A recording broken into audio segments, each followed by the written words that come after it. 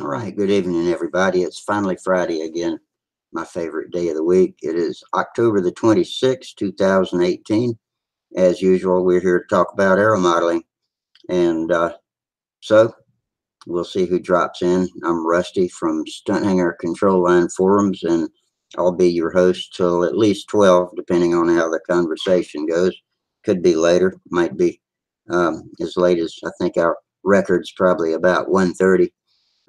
But however long we can hang, if we got diehards, I'll stick around with the diehards. So we've got one viewer from YouTube so far, and if you just watch from the YouTube watch page, for instance, if you're a subscriber to Sparky's Stunt Hanger YouTube page, then you can use the chat box there to communicate with us, or else if you want to come in live on camera, then you can go to the stunthanger.com control line forums in the At the Bench thread and click the link to join live. You have to be logged into Stunthanger as a member to be able to see that link. And looks like Bob Bishop's already come in with us, usually one of our first visitors. So thanks for coming, Bob. Hope you had a good week. That goes for everybody else too. Hope y'all did something you can tell us about or show us tonight. If you got something for show and tell, or if you got a story to tell us about what you did this week in the shop, or at the park, at the field, whatever, come in and tell us all about it. And meanwhile, I'll just sit here and continuing to get things set up. Looks like we're squared away right now. So looking forward to talking. If somebody will join up with us, then we'll start having a wild and raucous Friday night, I hope. I had a stunt hanger. I had a Huntersville report for Monday night. We talked some about that. Everybody that I saw there that sometimes comes in here didn't show up, so maybe we'll get some new visitors tonight that were there and have their perspective on what all went on. And we had a good time. There's a more than one show's worth of stories and sights and scenes that could be talked about here. So we'll be glad to hear what you got. See any pictures? We can screen share pictures if you got them. I posted a great video. I think I posted it on Tuesday or Wednesday of the flight of the Super Satan flown by Mike Linsky, and it's gotten a lot of good response over on the Stunt Hanger forums in the combat section, and it's also on coxengineforums.com, my other little forum that I go to that has a lot of enthusiasts, and a lot of the members of the two forums know each other, so that makes for a pretty good crowd. And so it's gotten good chatter in both places. Enjoyed doing that. I think I still got stuff in the car that has been sitting there since we got back from Huntersville. I was worn to a nub when we got back. Oh, Jackson Natalie. Hey, good evening, Jack. And he says, hello, watching on the tube, staying home from work tonight. Good to see you seen Sparky's Elite. He posted, I guess. I'm not sure. See, you've seen Sparky's Elite, he posted. I'm not sure what you mean, Jack. I saw the video of the high roller, if that's what you're talking about. He put the first flight video of the first flight on there. And I think there's another flight too that somebody else captured of him flying an official pattern. I'm not 100% sure about that. Hey, Night Nav, how you doing? Welcome to the show. We're just kind of sitting here jabbering. We got about 10 YouTube viewers, still waiting for some people to come in on video and audio and kind of get in our groove tonight. Oh, flight. Yeah, sorry. Yeah, okay, Jackson Natalie. I should have figured that out. Good you've seen Sparky's flight he posted. Yeah, I should have figured that one out. That was a no-brainer. I have seen it. Yeah, it is a pretty good flight. I thought it was an official at first, but then I realized no, he didn't do the wing over. And there was something else that he didn't do, the inverted. Didn't do the inverted flight, I don't think, and the outside loops. But otherwise, it was a pretty good flight. It looked like he was locked in pretty good. At first, when I saw him, when I first got there, well, when I first saw Sparky after I got there, he told me he had flown it because he flew it before I got to Huntersville, and he said it didn't really need any trim. And I said, "What, you mean it flew right off the table?" And he said, "Yeah, pretty much." And later on, when I talked to him, he didn't seem quite as convinced that it was completely trim free. But hell, what plane is? So it still looks like a great flying plane. I know from what he said, it came out a little heavier than he wanted it to. And don't they all, especially when you're trying so hard to build it light. But I think it's a good one. It'll take him through some contests, and he got the Junar fixed. He showed us Monday night where his pit man put his fingers through the sheeting, the center sheeting, or I guess it was the balsa sheeting under the covering on the lead edge of the wing, and that was when they were cranking it upside down and flipping it over before launch, and crack, fingers went through. So that's why he didn't fly an official on the high roller this weekend. Whether he flew one on the Junar, I'm not sure. I don't think he did, because he was walking around Sunday and didn't look like, yeah, he was not in the zone for competition on Sunday, because he was taking his camera around. In fact, he planted the camera in front of me, in front of the expert circle where I was sitting, and showed me how to use it.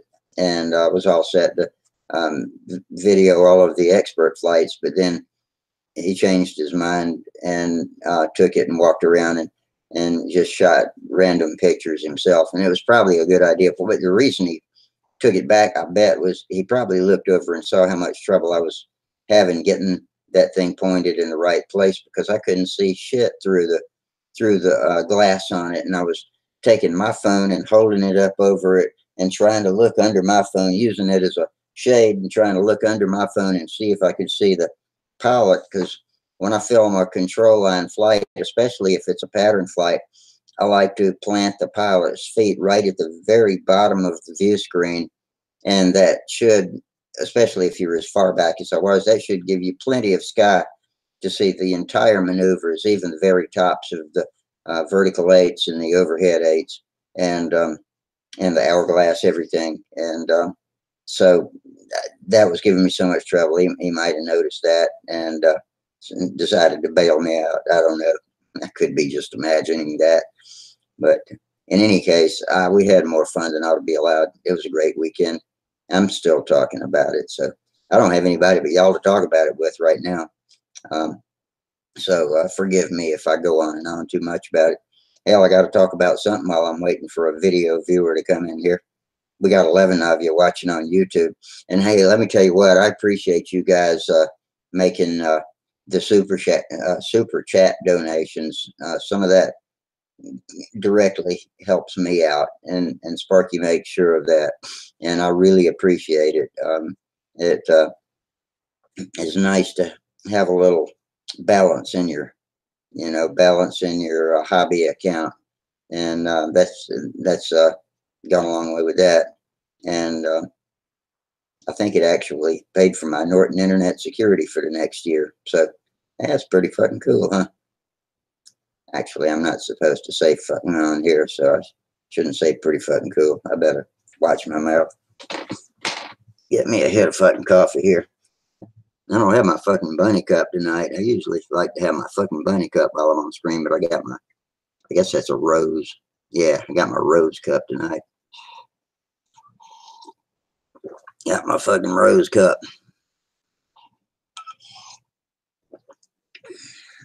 Okay.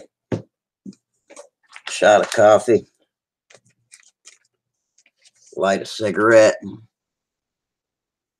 This can be the smoker's corner. You guys come in here and smoke with me or something. torch it.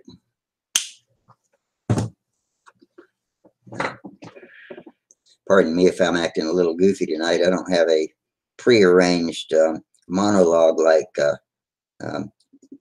Jay Leno and Johnny Carson used to have. I just kind of tell you what the day and the date is and start running my mouth. And sooner or later, I've run out of stuff. So I got to start talking about moronic coffee cups and junk like that. Ah, we got somebody who's here. And that looks like Steve. Hang on, Steve. Let me verify you. And bang. Okay, you can unmute your mic now, and you're live with the Rusty and Stunthangar show. Hey, how you doing tonight, bud? So you had a script all made up? So you've been talking for the last 20 minutes, or what? Not quite 20 minutes. Well, let's see, 9:40, 13 minutes. Oh, that ain't too bad. I was saying I did not have a script made up like Joe Leno and Johnny Carson. I almost had Johnny Carson first, but then I thought maybe some of these people don't know who Johnny Carson was. But yeah, you're gonna have to have something written up just in case nobody gets on right away. I figured it'd be packed tonight. I used to think up all kinds of stuff to talk about. You know, a year or so back, year and a half now, when I started doing these shows, and then I kind of stopped doing that. I used to bring stuff for show and tell too. So one night I brought tools and calipers and all kinds of cool stuff to talk about. And now I just sit down and paste up the boilerplate for the links and turn the switch on and go. Okay. Well, that's good. I don't think anybody's going to mistake me for a professional, or what I don't know what the word for it would be, but monologuer, but a host, a professional video show host. But anyway, I get the job done. Oh, that's good. So what you been doing for fun or otherwise? It hasn't been fun. So my mom's back home. Went to the heart doctor today and stuff, but somebody ran Samantha off the highway. She went through the median at about 75 miles an hour, tore her car off. And how about herself? Just kind of bruised her side a little bit, but it went up on two wheels. And has she ever been in anything like that before? She was within, well, a lady turned in front of me and we hit her broadside with her when she was real little. Yeah, but not since she's been driving though, right? Yeah, that's kind of what I meant, because that's something that you got to find a place in your head for that kind of stuff. And hopefully it's a learning experience. You know, we're all better off for the things we've survived. And I would put that on her list of things she survived. I'm glad she got out of it. Yeah, someone just whipping in and out of traffic and caught the front of her car. And what kind of car does she drive? Or whatever. What kind of car does she drive? It's a Subaru Legacy. So that's a pretty sure-footed machine, isn't it? Yeah, luckily, I mean, she had to take a hard right to miss the trees. And I don't know if it being four-wheel drive or whatever, how it turned and got her. She just missed them. Good. So she's about 20 feet from where she started to make the turn, and probably about 10, 12 feet it turned out of it and got her back, missed the trees anyway. Then she drove it back up the hill and got it up alongside the road, called me this morning, and 7 o'clock this morning, and they'd wait for the police to show up and everything. But is it torn up pretty bad, or is it drivable? Yeah, it'll probably be total. I have a feeling. It's dry. You can drive it. I got all the dirt. There was dirt and grass all jammed between the tire and the aluminum wheels. So I got that all taken care of. I had to move a brace, get that out. That was all bent up. Looks like it's messed up a half shaft. It was already gone, but it did something to that thing. Clatters like hell now, so that would have to be replaced. Took the fender out. I get the idea. That's enough. took the half the bumper off. That was done from the dirt. She actually, where she went in right where they built like a drainage ditch down in. Yeah. And So she hit that and come out of it. When it did, it caught the it bumper. shoveled up a bunch of dirt and bent it. Yeah. Yeah, there's dirt. Gerald just joined us, by the way. Hey, Gerald. You know, is he on YouTube or did he come in? Yeah, he's on the tube. He hadn't joined us live yet. Oh, okay. But yeah, so I just took it out and drove it. It broke a little solenoid underneath there for the emissions. That's like $50, but I don't know. I'll probably buy a fender and stuff like that, and we'll try to paint it ourselves and stuff and put it back together. Did it deploy the airbags? No, it didn't. Luckily, In that case, it might not be totaled. One airbag and they'll total the whole thing. Yeah. Around here, we took it in. We took it in. And he said it'll probably. He goes, "Don't be surprised if it's not totaled." So it's only worth about $3,000. So it doesn't take anything anymore to, do $3,000 worth of damage. Nah. I hit that deer with it, bringing it back from Florida, and that did $3,500 worth of damage. But luckily, it was 2 years newer, and they fixed it because it was, it was below the total price of it. But is a Legacy like a station wagon or sort of a crossover between SUV station wagon? It's the sedan. They did make it in a station wagon also. Mm-hmm. Hers is a sedan, but if they bring it out, the front inside all looks the same except it's a station wagon. Yeah. They used to, well, hers is called a Legacy, Outback Legacy, or Legacy Outback. That's what it is. Uh-huh. It's on the same wheelbase, all that kind of stuff as an Outback. It's just different kind of body panels. Yeah. Those are actually pretty rugged cars. When I went out to visit my sister-in-law, the only time I've been to Seattle, I was surprised that almost every other car on the road was a Subaru. I guess so many people travel across the mountains in Washington State that they have to have the all-wheel drive to get through some of the snowy passes and that sort of thing. Yeah, Samantha really loves the car, and I got on that car guru and looked to see if there's any cars for sale. And 90% of them are in Washington. I'm like, holy shit. They Really? must, like you just said, every other one, Yeah. There's tons of them out there for sale. I don't know if I'd want to buy a snow car, though. But if that's where they all are in snow country, one place or another, then might have no choice. Well, that's what I got a good deal on it. I went to Florida and flew down there, and then was looking for cars, and I found that Subaru, and I'm like, what's the chances of going to Florida, finding a Florida Subaru that's never seen any snow, and it's all-wheel drive, just exactly what we wanted. And it's like, but they're not big down there in Florida. Luckily, we got this one, and I mean, it looked like it was off the showroom floor. Some older people owned it, Yeah. and kept really good care of it. Hey, Gerald. How you doing tonight, Gerald? Thanks for your contribution. That's okay. I'm sorry to hear about Samantha's excursion off the road, getting pushed off the road. That doesn't sound good. Yeah, it looked like it barely clipped the front bumper. But with her braking, she said that it was vibrating and the steering wheel was going all over. I don't know. Probably the car trying to go out of control or whatever, when just enough to clip that front bumper. But she went for a hell of a ride. She got on you can see through the grass where she went airborne a little bit, and she was on 2 wheels. Luckily, the thing, came back on 4 wheels and stuff. Yeah. That'll probably stick with her for a while. Yeah, at least she didn't roll it or get it sideways and really roll it. Yeah, well, it sounds like she was very lucky. It could have been a lot worse. So, yeah. Got to My count. brother said, she's bummed out because it's her car, but it's like, you can replace the car. Yeah, true. It's only a bit of metal. It's like that crash stunter that you can always replace. Yeah. It's a good solution. What is that? Is that a that German airplane? When is that something new that?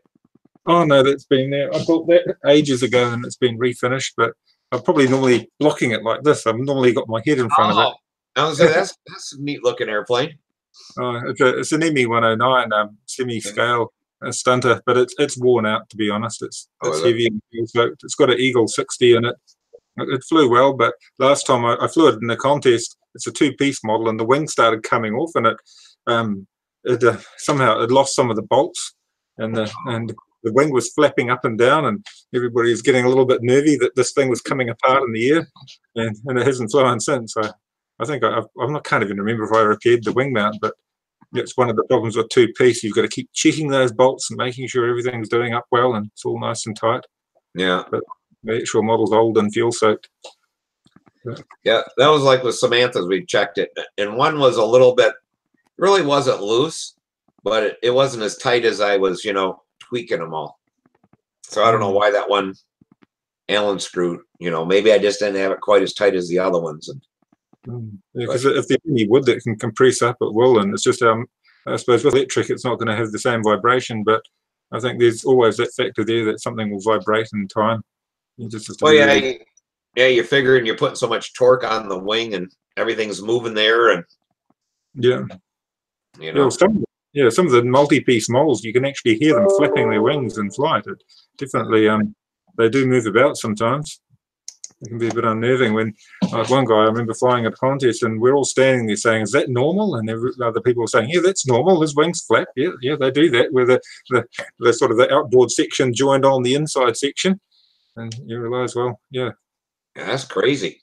Yeah, we never heard no noise or anything from Samantha's, or could see the wings moving, but yeah, I couldn't imagine. It couldn't be flying well if the wing was flapping around. It was just you could hear it. You could hear movement. I suppose with a model, it's gonna get worse. It's not going to get better. If you have any movement there, it'll generally start taking away at any loose points.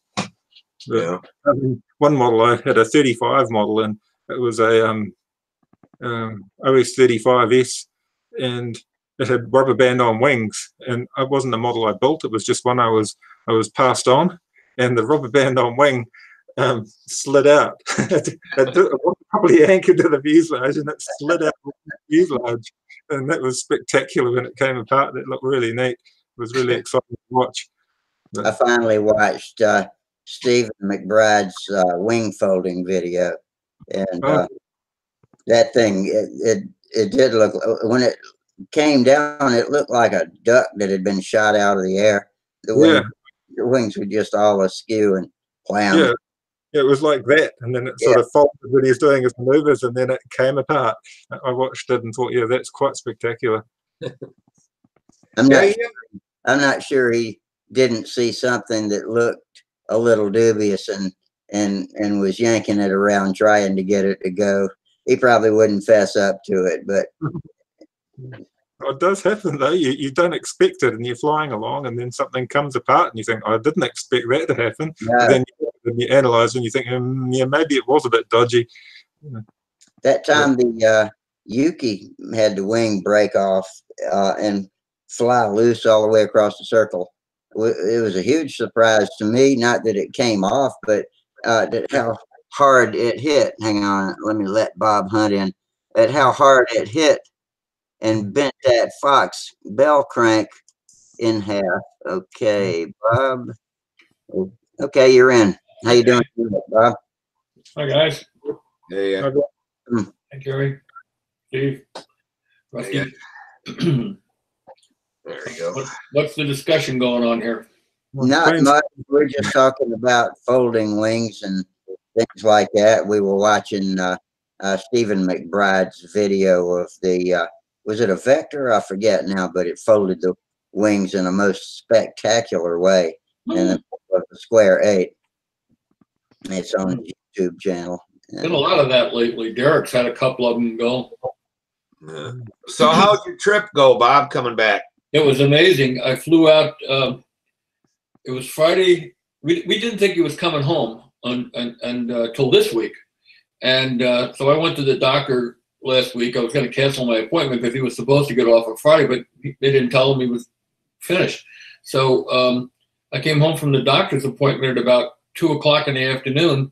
My wife, who was off that day, she said, Robbie just called and said that he's done, tonight. So this was like 2 o'clock in the afternoon on Friday, 2:30, by the time I got home and got the information. So what I did was I called the airlines, I called Priceline, and I got a flight out that night. But I had to get to the airport. So my wife drove me to the bus station. I just made the bus. Only had 40 minutes to get to the bus station. Got down to Newark, got on the airplane, flew out to Seattle, stayed overnight in his apartment. We hopped in the car on Saturday morning at 9 o'clock, and we rolled in here at noon, just a little after noon on Monday, straight through, no stops. Wow, that's a good deal. Yeah, I was gonna call. I figured that if you got close to Michigan, had any problems, you'd just give me a call or whatever, and if you needed any help. And I didn't hear anything. We blew right through there real fast. You made it through Dysfunction Junction pretty easily, huh? Yeah, we got through there at night, so it wasn't so bad. Oh, okay. But the drivers in there are crazy. The ones that were there were crazy. Yeah, changing lanes, and we're just talking about that. Zipping through there 900 miles an hour. Yeah, this morning Samantha was going to school, and some guy flying about, they figure around 90 miles an hour, cutting in and out of traffic, clipped the front of her car and put her in the medium. Tore her car all up, probably totaled her car out and everything. Really? Yeah. When did that happen? This morning, about 7 o'clock this morning. Is she okay? Yeah, bruised her side a little bit when she said that when the car went up on two wheels and came back down or whatever, she hit her side and her head. And oh my gosh. Yeah, she went a little bit airborne and up on two wheels and everything else, but she was good enough to quick reflexes. She steered the car away from the tree. She was about 10, 12 feet from hitting a great big old tree. Oh boy. No good. Gee. I'm glad she's got the presence of mind to still try to keep control of it as everything's going to hell, and that's a skill to be proud of. I think she saved so many airplanes from crashing that it was just instinct to save the car from crashing. Wow. Yeah, it could be. Wow. I was impressed on the ride home about the roads out in Montana and Wyoming and South Dakota. Beautiful roads that you could do, like the speed limit was 80, so you could do 85 or even 90, I guess. It was amazing. Yeah, one time a couple of them had no speed limits, and they made them with that last deal with wanting better gas mileage and stuff like that. They cut them down to 80. They cut them to 80, yeah, right. I remember the last time we went out there, Robbie and I, we drove out to Pasco for the Nationals in '95. When you got out to Montana, it was no speed limits. It just said resume a safe speed. Yeah, I know. Very different to New Zealand, I have to say. When you say 80, I think of 80 Ks, and a lot of our speed limits are 80 Ks, which is like 50 mile an hour. Yeah, 80 miles an hour. Yeah, and a lot of the ones like immediately outside, we're on a main highway, and a good chunk of it's all 50, which is 30 mile an hour, because the roads are in poor order, and they're worried about congestion and roads out there are so beautiful. They're flat. Some deer were out in the middle of the road, but I had to have the lights on. I could see them well ahead of time, so we slowed down plenty. Didn't get anywhere near hitting them, but man, it was a speedy ride across the country. Yeah, back when I was young driving truck, we came through Montana, no speed limits, and our damn semi was regulated to 64 miles an hour. People were passing us like we were standing still. I mean, they were just like a moving roadblock. Yeah, I mean, it's like it was really kind of dangerous. I mean, these people some of them are doing better than 100. So they're coming up on that truck, unless they're used to coming up on a truck that's only doing 64 miles an hour. Yeah. And had to change lanes and go around us. But I mean, yeah, everybody was, even semi trucks were just blowing by us. And we were governed to 64, and that was all it would do. Well, we didn't even hit a raindrop. I mean, it was just cloudless skies and beautiful roads and no weather whatsoever all the way across. It was 2,800 miles essentially, and we did it in 49 hours. That's a good deal. Yeah, that's good speed. Damn tiring though. Your butt gets tired no matter what. Actually, his car is, it's very comfortable. He's got one of the little Nissan Cubes, and it looks odd, but I got to tell you, it handles like a little race car, and it grooves like a freight train. It has great brakes, great steering. It's really good, and great speeds. Yeah. Well, we were gonna get my mom one of them or the Kia, whatever they have that looks like that car. Is that a Sportage? A Kia Sportage? Look No. like No, I can't. It shows all them hamsters riding in it. Scion has one called the Box. Yeah.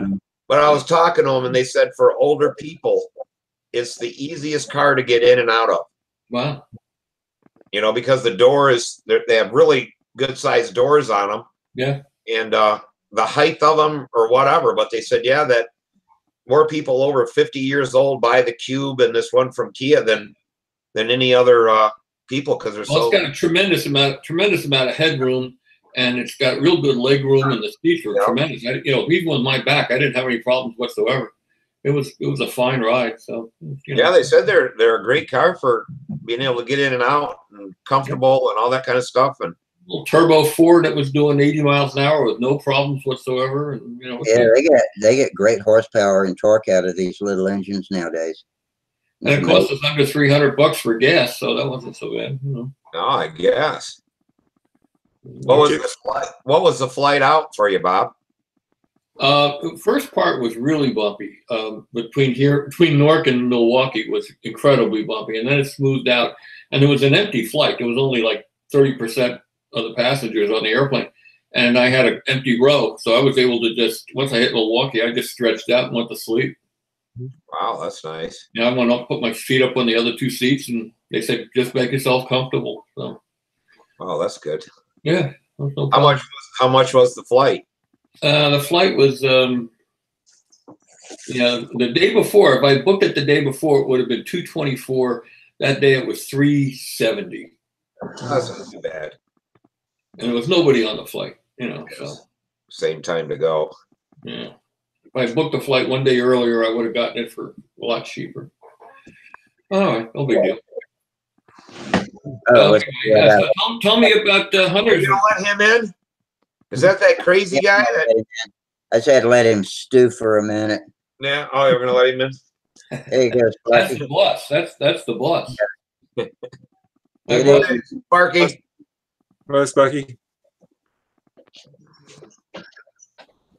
Saw the video of your airplane flying. Looks good. Yeah, really good. Need to shift the CG some. What's that? I need to shift the CG Which way? back. So, with that weighing more than your other one, was it just the wood, or is it the engine and header and all that kind of stuff just weighs more than the Super Tiger? Think about it. The airplane weighs the same. The drivetrain outweighs the other. Oh, okay.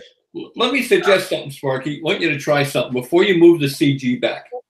I want you to take the elevator slider and move it up real far, so you have a tremendous amount of elevator versus flat.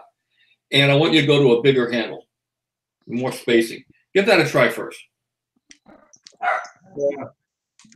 I was using the small CAS handle.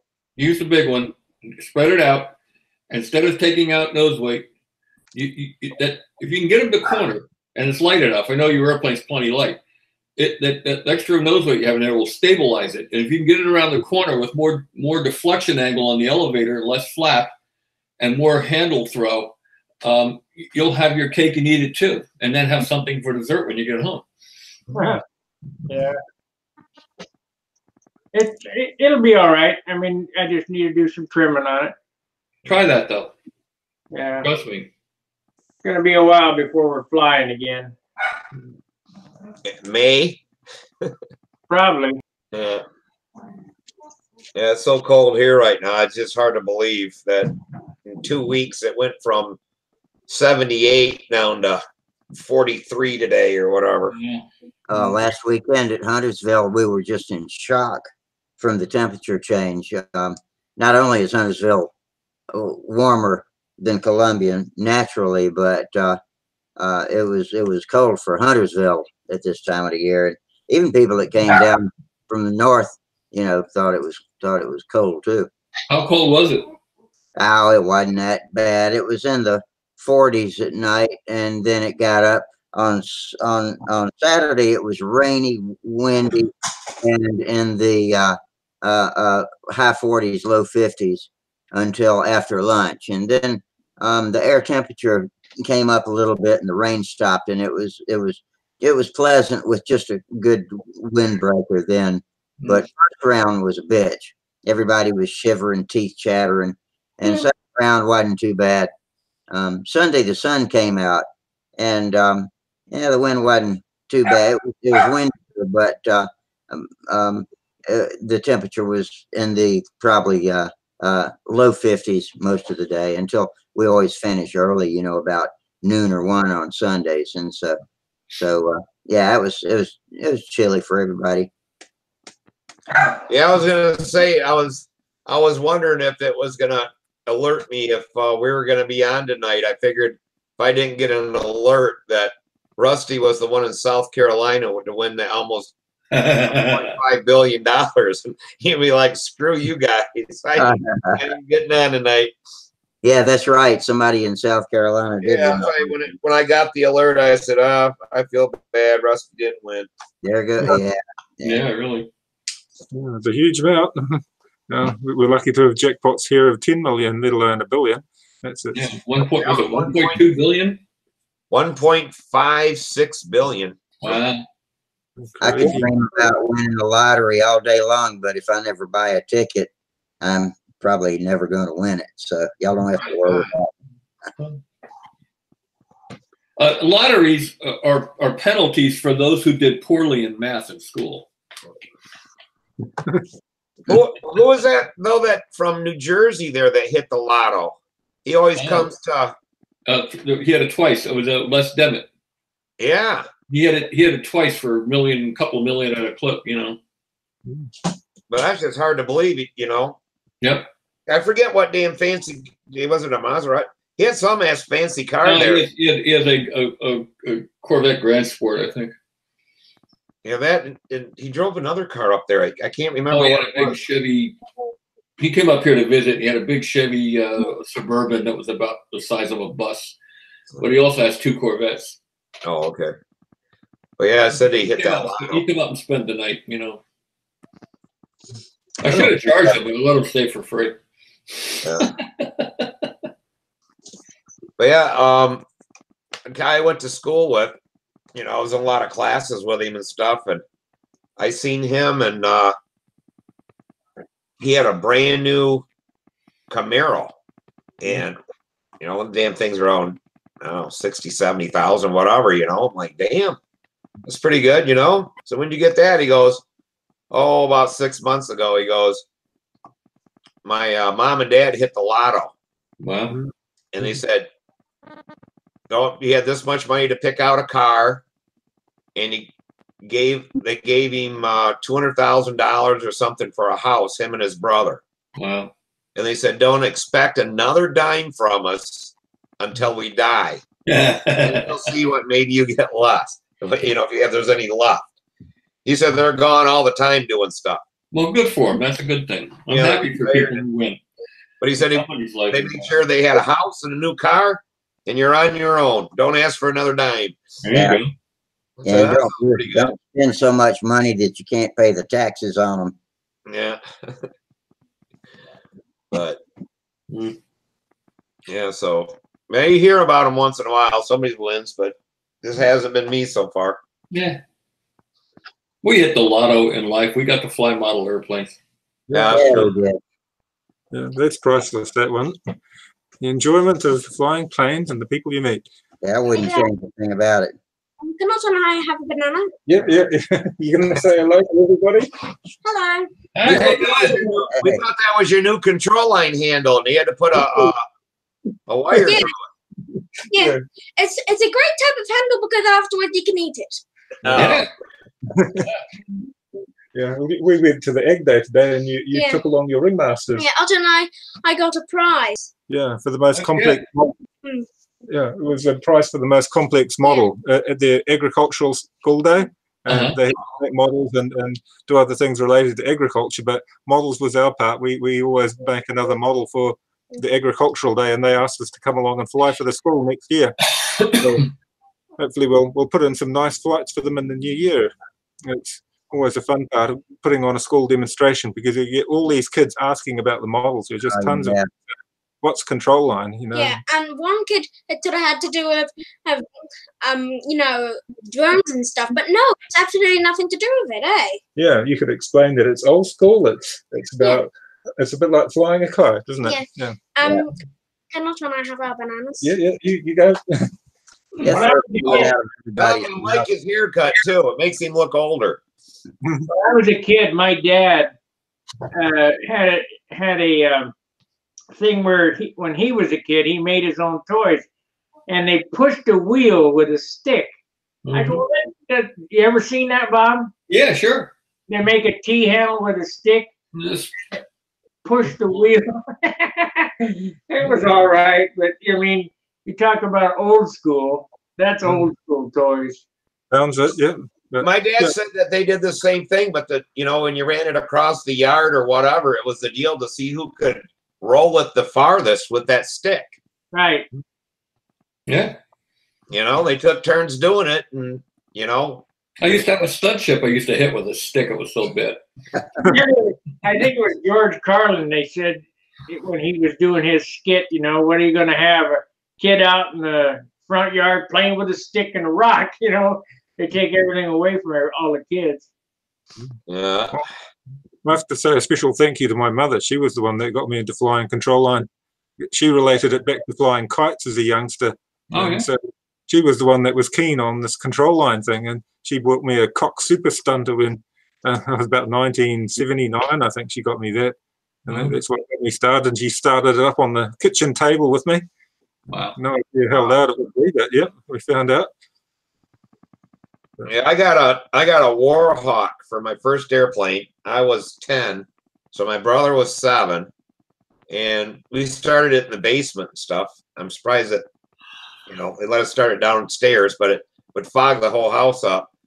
My birthday's in March, so when it finally warm enough to fly it, we wanted to go and fly. Well, it was long grass and stuff, so we had to hand launch it. Well, my mom didn't want my brother to launch it, and she was afraid to launch it. So me and my brother got the idea that my mom would fly it, and I would launch it. So it flew a half a lap before it hit the ground and broke, but got it fixed, and then finally she let my brother launch it for me. Those Warhawks actually flew okay. I had one, and once you get it airborne and up to flying speed, you could ring it around pretty good. I had one. I flew it until I flew the wheels off of it, literally. Yeah, that's the same thing. We broke the wing, and so we went and got some glue, some of our model cement glue, and it melded. We kind of have to hold it in place and look at it. I'm surprised we got the wing line back up, but it flew okay. We flew a long time. Did you guys make your own kites when you were a kid? What's that? Did you ever make your own kites? Oh yeah, yeah. Oh, yeah. Used to fight with kites. My dad is the one who showed us how to make a kite, how to do the tail and stuff. Because I guess when he was kids, that they made their own kites. Yeah, well, my dad had a throwaway paper route for the Tribune, the Los Angeles Tribune, and he had bundles and bundles of newspapers. And we take I made huge kites. I mean, just huge. And the thing was to see how many rolls of string you could get on them. Yeah. And they'd fly you out of sight. They'd fly. You couldn't see them. They went so far. And then roll them back in. It was a lot of fun. Did you have your FAA number on them? No. They were probably half a mile away with all that string on there. Well, 5, 6 rolls of string. Well, how stupid we were as kids, and the parents weren't much smarter because we had the major power lines running behind our house. So the field we used to fly in, we had to work the kite to get above the power line so we could let out all the line. Wow. And we would actually get static shocks or something when we were flying them kites. If we'd ever crossed that line and there'd have been enough moisture in that string or whatever, hell, it'd have probably fried us. It'd have probably popped the line before it shocked you. But I mean, we get static electricity, little shocks. It's like, damn. Yeah. One thing, I've never been shocked flying a control line plane like so many people say they have. Oh, yeah. Oh, I have. I have too. Ken Pasco, when I was a kid, we were flying at the Willowwood Intermediate School. He had an airplane, I think it was a Cougar, and he decided he wanted to see what it looked like if he let the handle go. So he let the handle go, and this airplane went around. The handle flew right behind it. It kind of went a big circle, flew off, and then the engine quit. And it came down, and then the lines wrapped around the power line, and the airplane swung around and hit the curb. Well, he reached out there with his hand to pull the lines down from the high static line, and it went pow like that. Just the lines fell to the ground. Well, unbeknownst to us, the power line guys were down the street, and they came running up. Are you okay? Are you okay? Ken went ooh hot when he hit that. He had good tennis shoes on. So if he didn't have good tennis shoes, he might have got zapped. But that line is so fine, and the voltage was so high, the ground just popped the wire. You know, Paul Lucky. Paul Balouk was flying a combat ship out at Cleveland when he was very young, and he got hit by lightning, and it blew his thumb off, and it blew out the bottom of his feet in the shoes, and they had to take his big toe off and put it back where his thumb was. And to this day, you know, he's got a thumb where his toe. I mean, a big toe. And take a big toe, put it where his thumb is, and he still has that. You know, Holy he's shit. a little odd. He's a great guy, but he's a little odd. You know. Guess what I talked? You know Tommy Looper, Bob? Yeah. I do. Yeah, you saw him the other day, I presume. Tommy Looper, I can't believe he's going to do this. He called me last night. I kept telling him he was the world's greatest pilot carver. He's going to carve me a pilot and send it to me. That's an honor, because those pilots are beautiful. Getting them little whiskers and carving those is going to be tough. Yeah. He is a good pilot carver. Yeah, I think I was standing there with y'all when you were talking about that. Oh, he called me, I think it was last night or night before last, and said he was going to start on it. So I remember in 1993 at the Nationals, we've all been hit by static electricity, you know, and our palms. flying hot rocks. Yeah, well, even flying other ones. But Walker got hit so bad in '93 on an official flight. He was dancing around out there. You could see the blue, you know, little blue electricity around his hand. He was dancing around like a, you know, unbelievable. And they gave him another flight. Holy shit! Yeah, I got it with a hard point handle, but I fly with a fairly tight handle or whatever. So the steel was really close, and man, it was popping me good. And I ended up I grabbed the handle and flew with 2 fingers, kept it in the middle, away from the metal till I got the airplane down, because it was just pop, pop. And get down low. The lower you get, the better off you are. Oh, okay. Hold on to the handle tight. The better you're grounded, the better off you are. Yeah, any gap it has to jump makes it really hurt. Yeah, because it was just jumping from that one piece to my pointer finger knuckle. It was whacking me right in the knuckle, so I just got it away from the metal. But me out in Pasco in '95.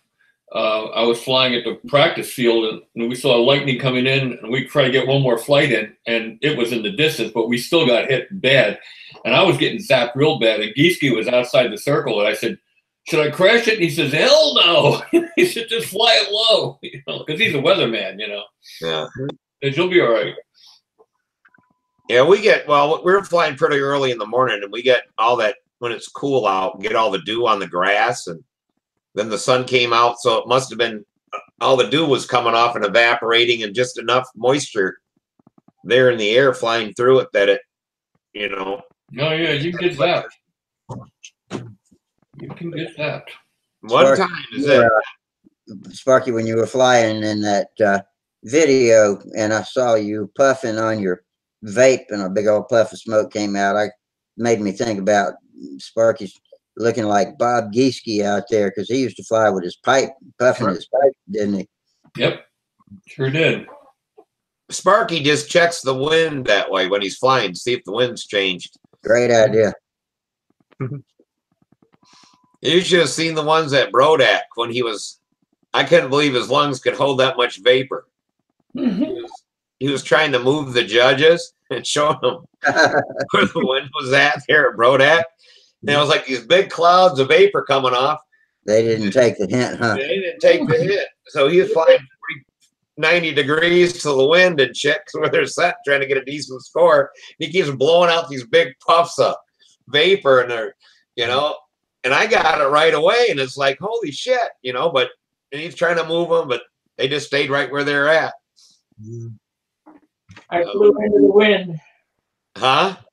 I flew up into the wind. Yeah, I mean, it was crazy, but they never would move for him. But you know, lucky the plane had the power to the weight, or it would have been all gone. Well, the new one's got a lot more power because it was windy that day that I flew that flight on that video. It looked very authoritative. It looked really nice in the air. Yeah, it looked real smooth. That's what 3 degrees motor offset gets you. Yeah. So That's why they said it's going to pull him out of his shoes if it goes another lap. Yeah, it pulls good. 3 degrees offset where? At the engine thrust angle? Yeah. Oh. So what do you so you drill out your motor mounts so you can offset that, elongate them so you can turn that, or Just make the engine bearers, you know, 1/16 of an inch wider than the motor, and you can cock the motor in there. oh, okay.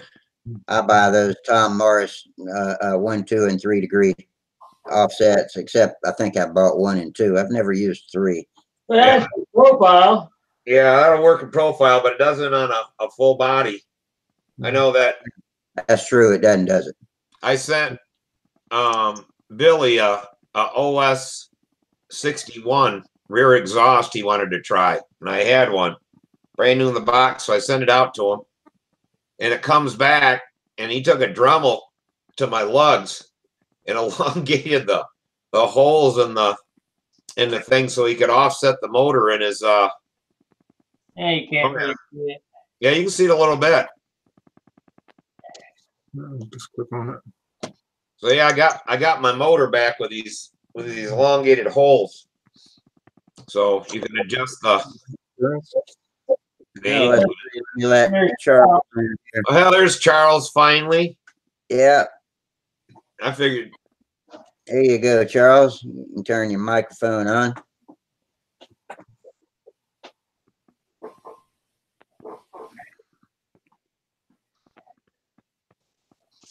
Turn your mic on. Turn your mic on. Turn your mic on. I'll turn it on. Oh, he's on. Oh, Okay. oh, there he goes. I just turned it on. No, that was me. Okay, thank you. Yeah, the phone was ringing. I didn't want to interrupt the conversation. Hi, Charles. So where you been? We figured we get a report on the Golden State deal, and you haven't been on for 2 weeks? Yeah, well, you know, I've been busy. Thursday before the contest, I was flying my Vector, and it started to come apart in the air. The top of the fuselage side broke. I heard it crack, and I didn't know what had happened. So I went and did a figure 8, and then it got kind of low on the outside part, and so I stopped doing maneuvers, landed the plane, and realized that the fuselage top was broken, and then the wing saddle was coming out. This is all just days before the contest, and so I called a friend to help me fix it. And so we epoxied the fuselage together, but the way it broke, we couldn't jig it up. We had to hold it. And so he was holding the one top of the fuselage to the, excuse me, the back of it to the front of the fuselage, and then I was having to push the saddle in. And we actually, thank God he was taller than me. You guys hear the feedback? Yeah. I do. He has distracted from me. Let me see if I can. How's that? That's still there. I think it was me here.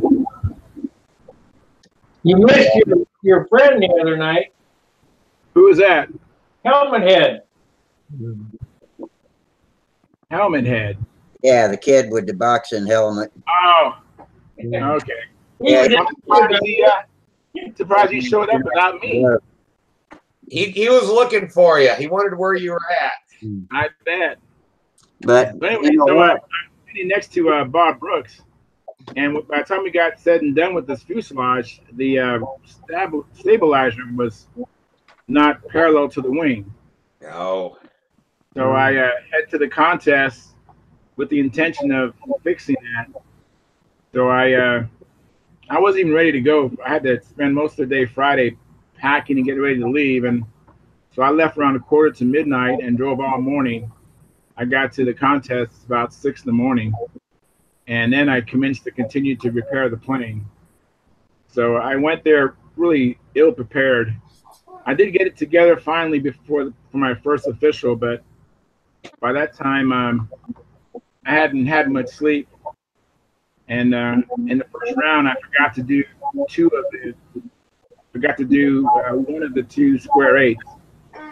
So I lost 10 points. I got 10 points on that, and then I ran out of gas during the first loop of the four-leaf clover, and I just had a terrible outing. Do you have enough fuel in the airplane though?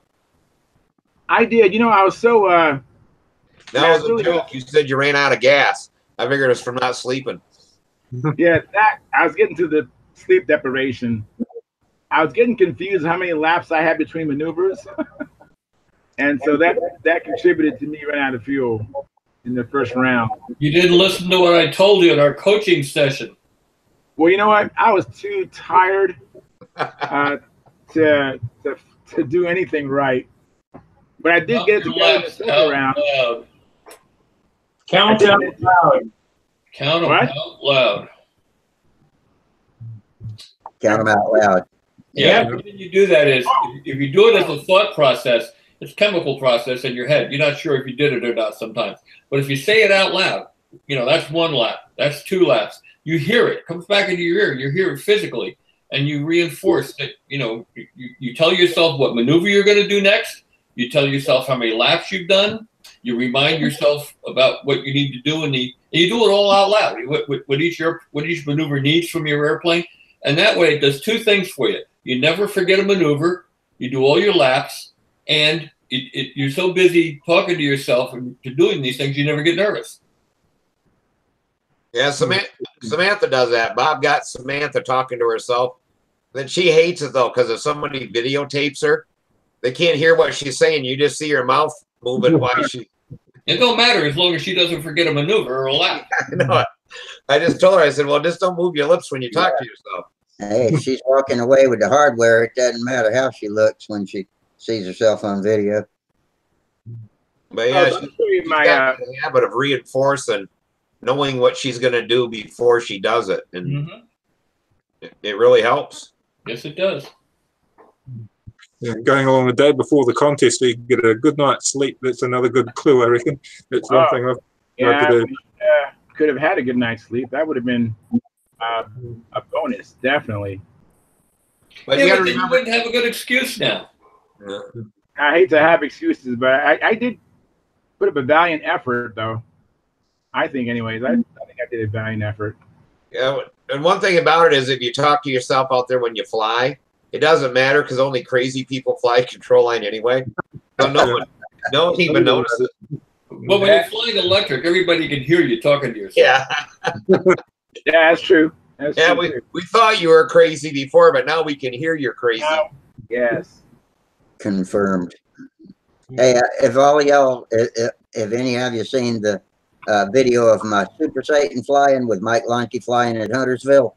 No, how'd it go? It is awesome. It's in the combat section on Stunthangar. It's on my YouTube channel, but I know I can tell y'all combat and Stunthangar, and you can all find that. Okay. Yeah, it's getting some pretty good posts in there. I posted it at the top of a new thread. So yeah, look for it in the combat section. It's a good flight. It was running well. We flew 2 flights. Mike Lonke flew both of them. One who just rung it out, and for the second flight, he put the faster prop on. We started with the 8.7, then he put the 8.8 on it, and they re-needled it. Jeff Dawson was helping him pit it. They re-needled it a little bit, and it didn't fly quite as fast that time. That was the flight that they clocked it with, and with that less quality engine run, it clocked at 108 miles an hour. So not too bad. It's pretty good. Yeah. Look good. Yeah. Really And look nice. watching Mike fly it, I can tell it's well within my wheelhouse. I'm not worried about flying it like I was at first. You know, I'd never seen a fast combat plane fly before, but I've flown the half A combat, and they're just screaming and will get behind you so fast. Well, this one's pretty screaming too, but it's not quite as tricky. So I feel pretty good about working up to it after I get my legs back. I'm really forward to that. I think the 60-foot lines help too compared to half A. You know, those classes where you're flying smaller. Yeah, flying on 45-foot lines with the half A or 42. I can't remember which, but either way, it was freaking fast. Well, guys, I got a painting date tomorrow. I'll see you later. All right, Spark. All right, Sparky. Thank good. See ya. Yeah. Where did Charles go? There he is. I'm trying to find the picture of my airplane in 2 pieces. Why can't I? Here we go. All right. Is it a fault with the Vector, or is it just fatigue cracks? You know what happened was can you guys see the plane? Yeah. Okay. So what happened was I had this is hindsight, which is so much full of wisdom, right? In hindsight. So I actually had cut off the canopy.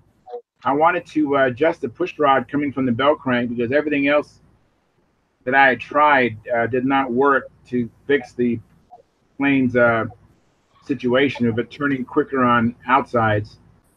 And I just taped on the canopy. Now, I didn't just cut the canopy. I actually cut some wood around the canopy. And so I weakened the plane.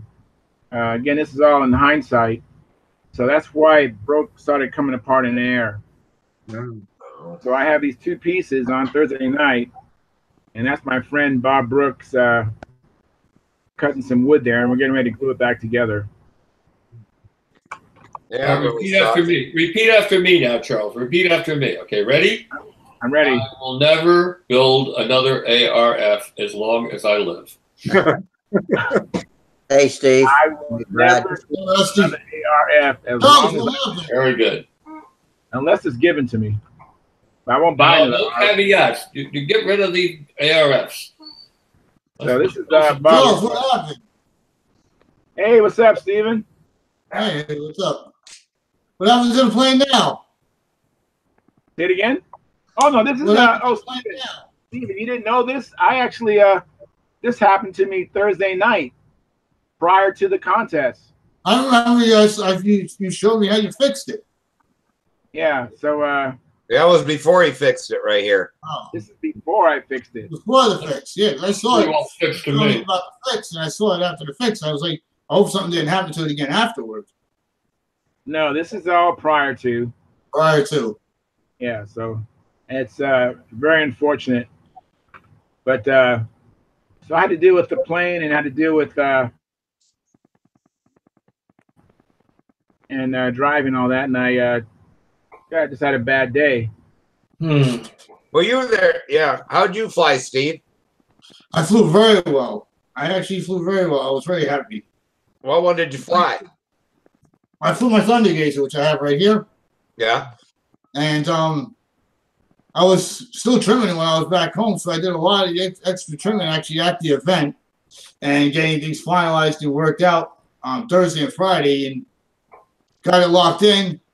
Started getting comfortable with that the plane was actually doing the pattern. Then I got comfortable with shaping the maneuvers for it and got locked in. And I must have put in about maybe 35, 40 flights out into the event. And just kept practicing the whole time. Then I got the plane really trimmed out well, so it really turns really well. But then as other people were looking at it, they gave me a couple other pointers on what I could do to the plane now. So I got to fidget and work with them. Oh, okay. Well, that's good. But the plane flew great during the contest. Who was the other one that went out there that gets on here all the time? He Dennis. Dennis, yeah. How'd he fly? Dennis Nunes. He won. What do you want? Dennis Nunes flew really, really good, and he won the event. He came in first, and he earned it. Good work. Yeah, Dennis. I didn't see anybody's flights. I saw a little bit of Steve's, and Steve was flying good. The plane was flying good, but I didn't see any of Dennis's flights. I was too preoccupied with my plane situation. No, he flew really good. He earned it. He earned his scores, and he earned the award. He did really good. I knew he was going to be a top competitor. That was somebody to be a challenge, and he was going to be somebody on the top to compete with as far as being in the winning circle. And sure enough, he was, and he put it right where it had to be to win. And it's great to win one that you really feel like is a legitimate win against good pilots. Yeah. Yeah. And we I haven't seen him on here in a while. I don't know where he's been. Celebrating. Celebrating. Yeah, probably celebrating. I think he'll show up. I'm sure he probably knows that we're on here. You know, Dennis probably knows that I'm and Steve is on. Yeah, but he hasn't got room. He hasn't got time for us now. He's a stunt star now. You know, he won, so he's a stunt star. Oh no. Well, he's been winning a lot. I think he's won almost every contest this year. Yeah, he won in Arizona too, didn't he? Yeah, I don't know. Did they bump him out though, Charlie? Because usually I was hearing that usually they said if you won that event they were going to bump him. I don't know. I didn't hear if they bumped him out now. I hope not. I still want to compete against him. I hope he doesn't get bumped up. We need to have a really tough advanced category as far as I'm concerned. Yeah, because he's a very good, strong competitor. You need a rabbit, somebody to chase. Yeah. Yeah, exactly. You don't want to have it that you can run away with it. Exactly. And that was one thing Peabody used to do. If you won a contest, he bumped everybody up, and you had nobody in the event. Yeah. And Whoa, let's back up a minute. How can Peabody by himself bump people up? Oh, he did that a lot, quite a bit. He would bump people up. I would have bumped him up. Everybody was in there. So. You know, I think you're entitled. When you win a contest, you shouldn't be bumped up immediately. You should be allowed to. You worked hard to get to the top of a class. You should be allowed to have some time there. Yeah, I think so. You should have at least a year. If you win all year, so be it. The next year you move up. Prove it's not a fluke. Yeah, it's a win. It's a winning accomplishment. It's the glory of that winning accomplishment. Yeah, you should have some time to enjoy it. Right. Right. No problem with that. When I was in intermediate and I won an intermediate and I was winning and I was at the top of that class, then your competition, you're above that point. It's time to move up.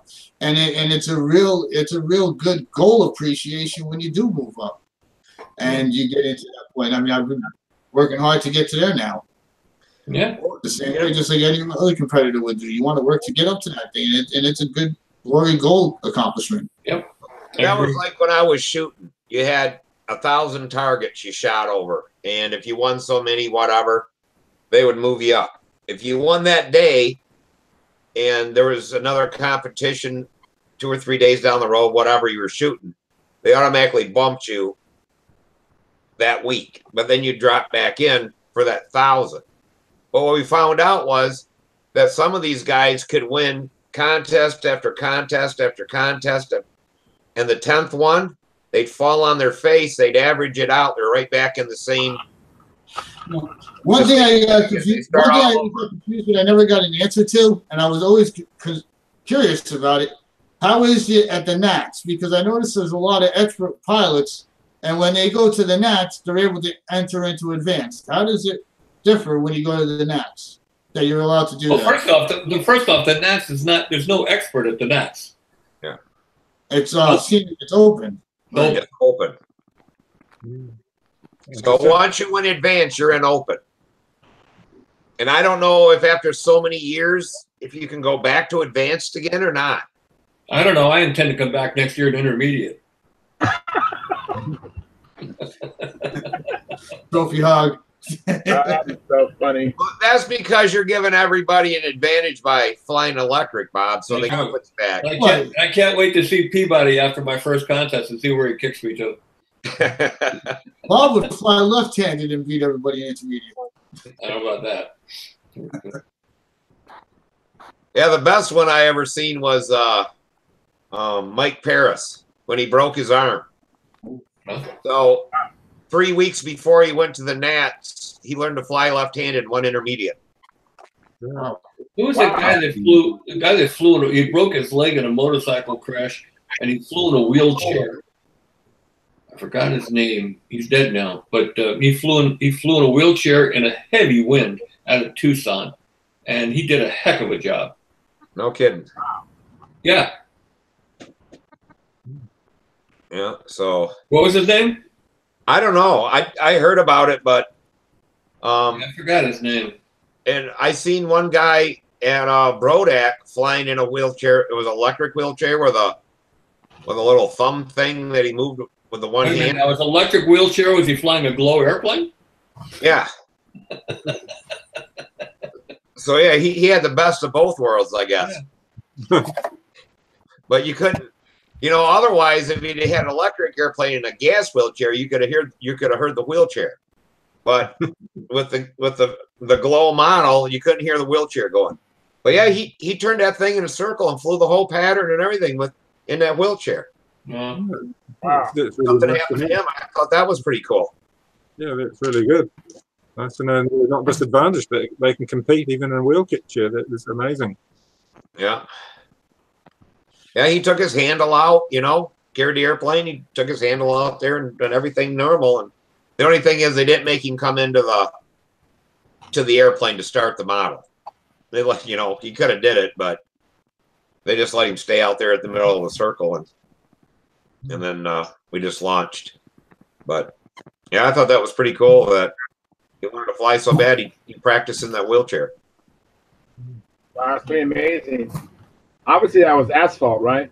That he flew on? No, he flew on the grass.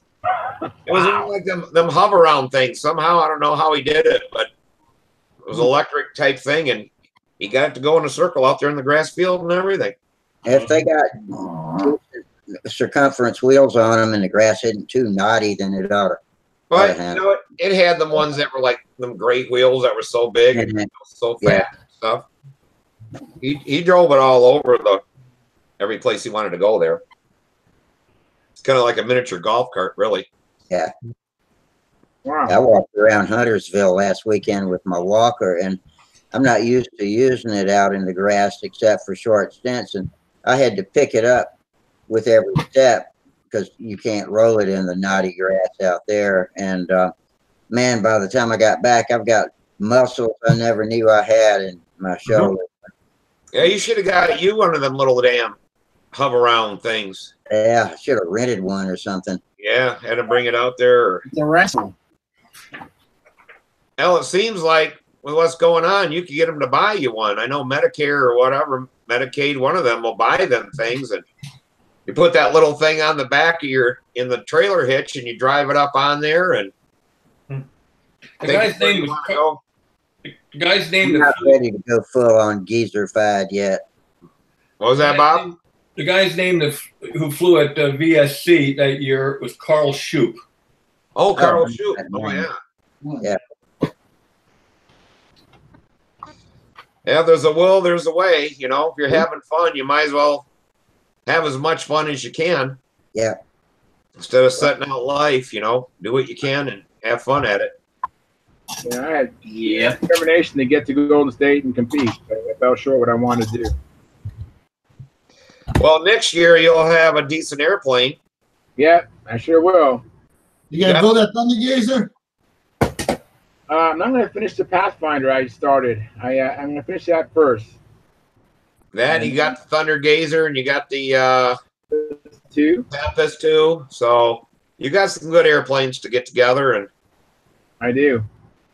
Yeah, I might have to have a couple, so I don't have to worry about having a good backup. Because I didn't have a backup because my Strega, the landing gear was broken a week or two prior to this contest. So I was like, actually, I took it to the contest. I took 2 broken planes. Took the Vector, which was broken, and the Strega, which was broken, hoping to fix one of them in the hotel. Well, remember that Strega's landing gear had to hold up all that balsa wood.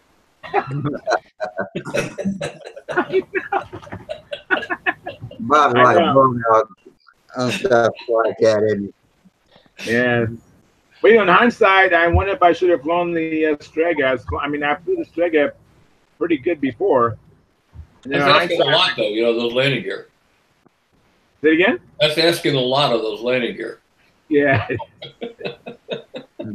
But the Golden State's on asphalt, so it wouldn't be as hard as practicing on the grass I've been practicing on. Yeah. This year was one of the best years they had in the past 3 years now. The weather was immaculate out there. It was really nice weather. We definitely had good weather. No excuses. Hey, I have a question. Did you guys ask Sparky? Was that that video he had posted today? Was that really his first flight? That was his maiden flight. Yeah, that was flown on Friday. I just can't believe that. Friday before any of the stunt events. I just find that so hard to believe. Yeah, I thought the bench to fly that good and to go right into a pattern. I mean, typically, maybe he doesn't follow the protocol that Paul Walker advocates, but you want to fly and get wings level and. Speak of the devil, look who just showed up. Yeah, hail to the chief. Here's the winner. Yeah, speak of the devil. Finally shows up after 3 weeks. Here is the champ. Take a bow. Yeah, that's what I was thinking. Take a bow. Take a bow and stay away from Rich Peabody. Yeah, he don't come out there. Peabody doesn't come out there. I just remember that back east. Good evening, everyone. Good evening. Show us your trophy. Come on, Dennis. Get it over with. Hold it up. Hang on. Oh, it's not next to him? I can't believe it. It's probably in his pillow. He's probably sleeping with it. Hey! All right, hold on. Let me see it. I'll keep it there. Oh yeah, that's pretty. They were nice to work. I like that. Is it glass or Lexane? Acrylic. Hey, be careful. That thing has a point on it. You'll poke your eye out sleeping with that thing. You can drop that on your foot and really hurt yourself. Hey, Dennis. I'm between my wife and myself, so she watches out for it. Hey, Dennis. I didn't get my royalty check for the trim scheme on the airplane this month, so you want to get that out to me? It's in the mail. Okay.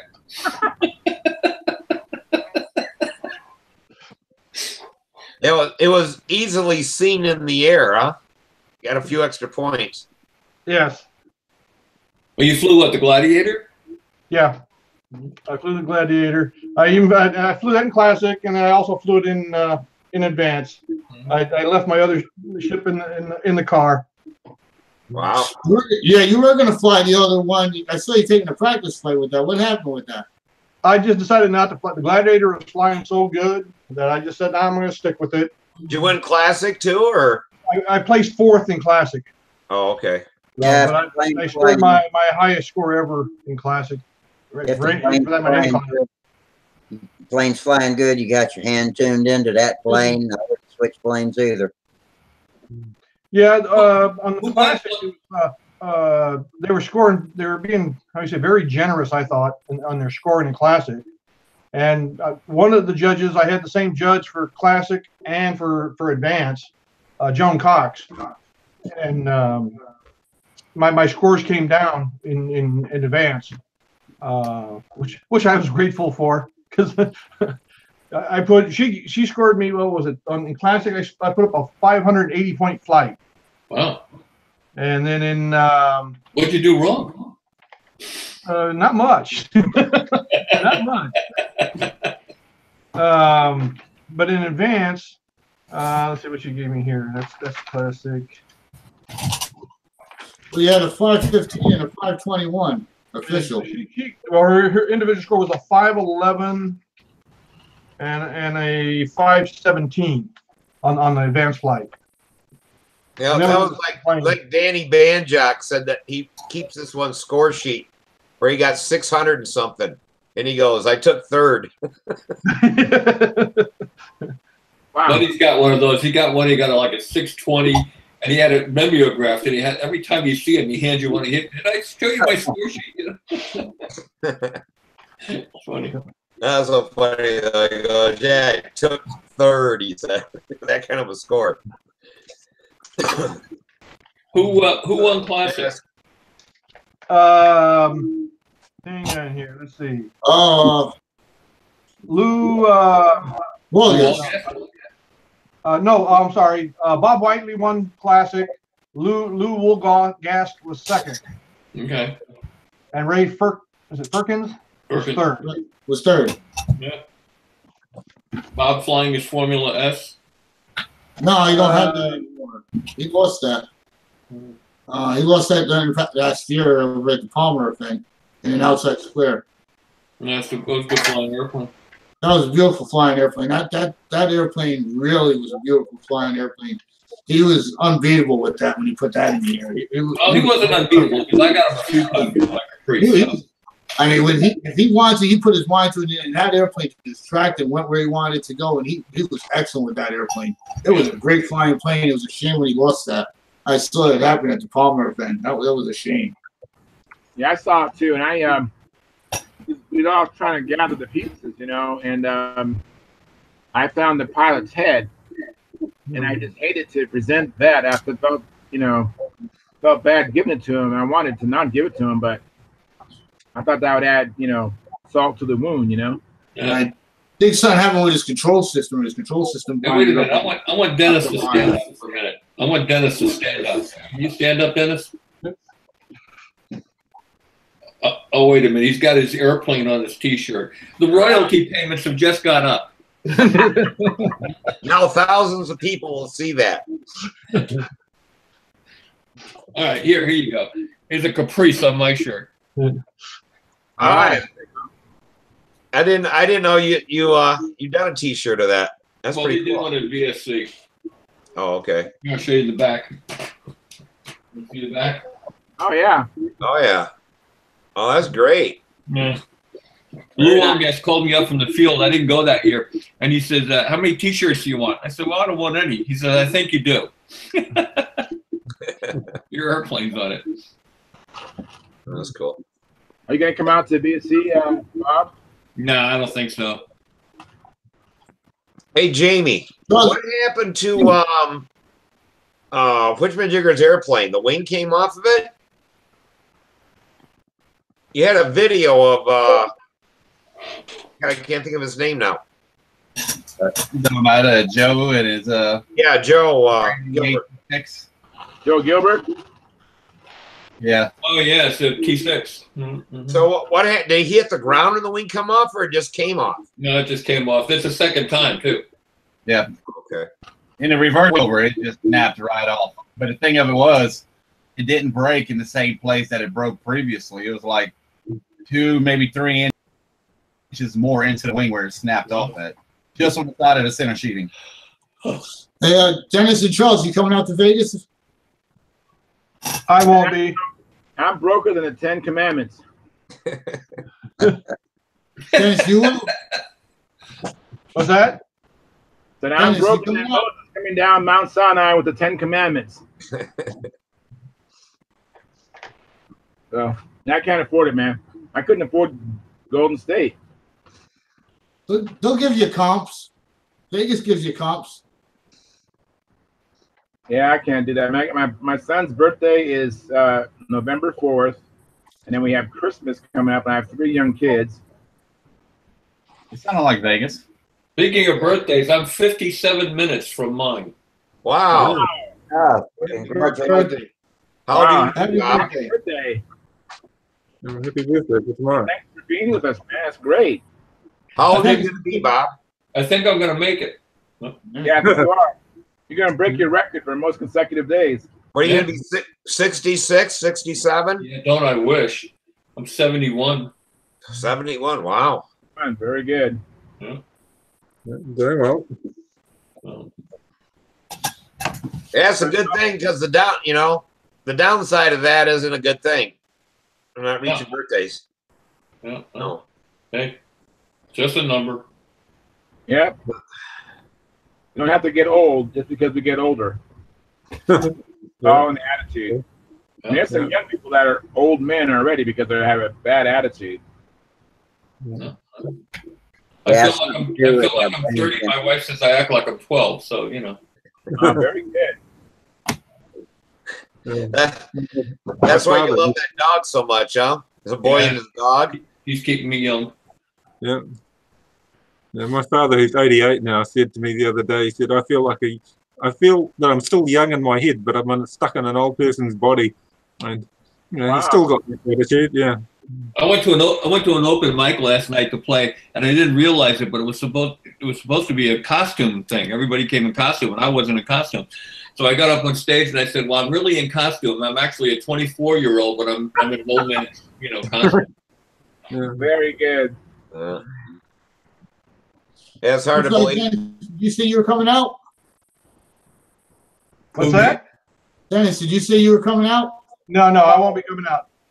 No, I'm done for the year. Oh, come on. I want another crack at you. Get out of here. He's quitting while he's on top. Come on. Get back out of here. Put your dukes up. Let's see it. I got him right here. All right.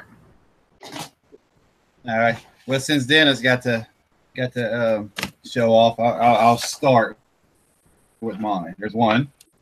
Let me click on you. Hang on, James. I'm gonna click on it here. Hold on. See what you got. All right. Intermediate third place. All right. Yeah. I flew terrible. This one I dominated.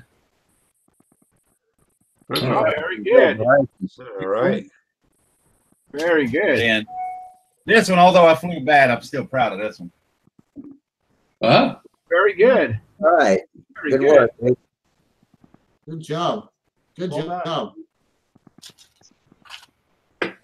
Not bad at all, man. That's good. Yeah, it seems weird that all the big contests are coming up down south when we're got everything put away for the year. Yeah. And we got one left next weekend. Oh, okay. Yeah, these are our season closers down here. Triple Tree and Huntersville are the season openers in May. Well, you got King Orange. That's in December. Yeah, that's just an off-season contest. It's not in December either, is it? It's it's moved. 2 or 3 weeks before Christmas. Oh, okay. I was thinking they'd moved it back, but not. Yeah, that is a little bit back. It used to be in January, right?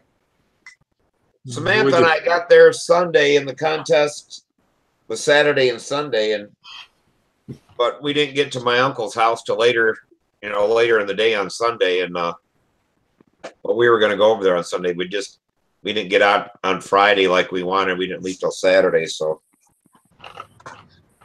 we didn't get to go to King Orange. But in the year before that, I forgot about it, and I thought it was the following weekend, and went to go, drove all the way up to Gainesville and stuff, and then I missed it. I'm like, well, damn. So 2 years in a row I didn't go. Hey, Steve, I know I'm kind of behind. I haven't been in a while, but I heard something.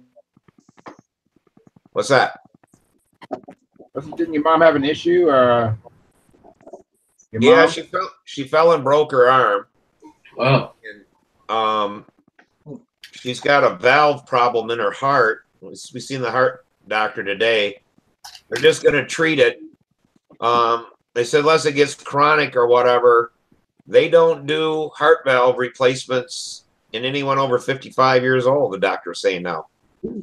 Because like 1 in 20 of the people don't make it with these heart valves. So unless you're really bad and you're going to die anyway, once you're over 55, then they wait till you're really bad before they'll do the operation. That sucks. Yeah, that's a pretty low mark, you know, pretty low threshold to bring it in at 55. Those valve replacements have gotten a lot simpler than they were back when I got mine in 1994. Yeah, you know, they said that's what he says. He goes, but there's still it. Samantha's mom went on 2 years ago, I think. She had hers done, and she was only 49. Well, And she just about died from it because your body rejects it or something, and I don't know, your heart messes all up. And can I tell you guys I'm turning 54 tomorrow? yeah, 54, yeah. Very good. But she's doing better. She's back home. We got therapists coming in and stuff, and she's learning how to get dressed one-handed. She happened to break the arm that she's left-handed. She broke her left arm. So, yes, given, you know. But now she can actually lay her hand on a table and, like, write out checks or sign stuff. And so it's been almost 3 weeks, but she still can't put no weight or pick anything up or anything like that with it.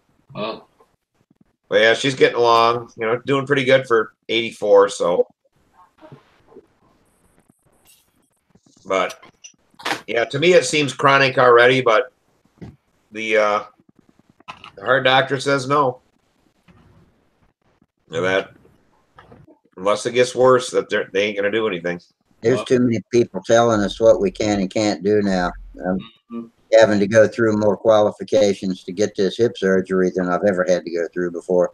And it's like torture walking around, sort of, if you can call it walking all this time with a broken hip, with the hardware falling out to make things worse, and having to wait till the 21st of November. Well, you know, from talking to that heart doctor, the surgeons will not do some of these surgeries unless it meets certain criteria, because if something happens, it hurts their insurance and all this kind of stuff. So it's like, you know, when you go in to have a surgery, I mean, they test your heart, you know, even though it's your hip, certain things have to be right before they're finally going to say, all right, we'll do it. Oh, yeah, I had a whole slew of doctors I had to give me green lights. Yeah, it's just getting that way now because of all the lawsuits and everything. Yeah, well, it's risk adverse, even though we don't have a country where we can sue. We rely on the accident compensation or the state to basically sort things out. Nobody wants to fork out an operation that may not work. So my mother, who's had spinal stenosis for years, can't get any operation to relieve the pain because she's got lung cancer. Not from smoking, she's just got lung cancer, but because of one problem, they won't rectify the other. They've just basically said, well, your number's up, you know, you're terminal, so we can't fix it.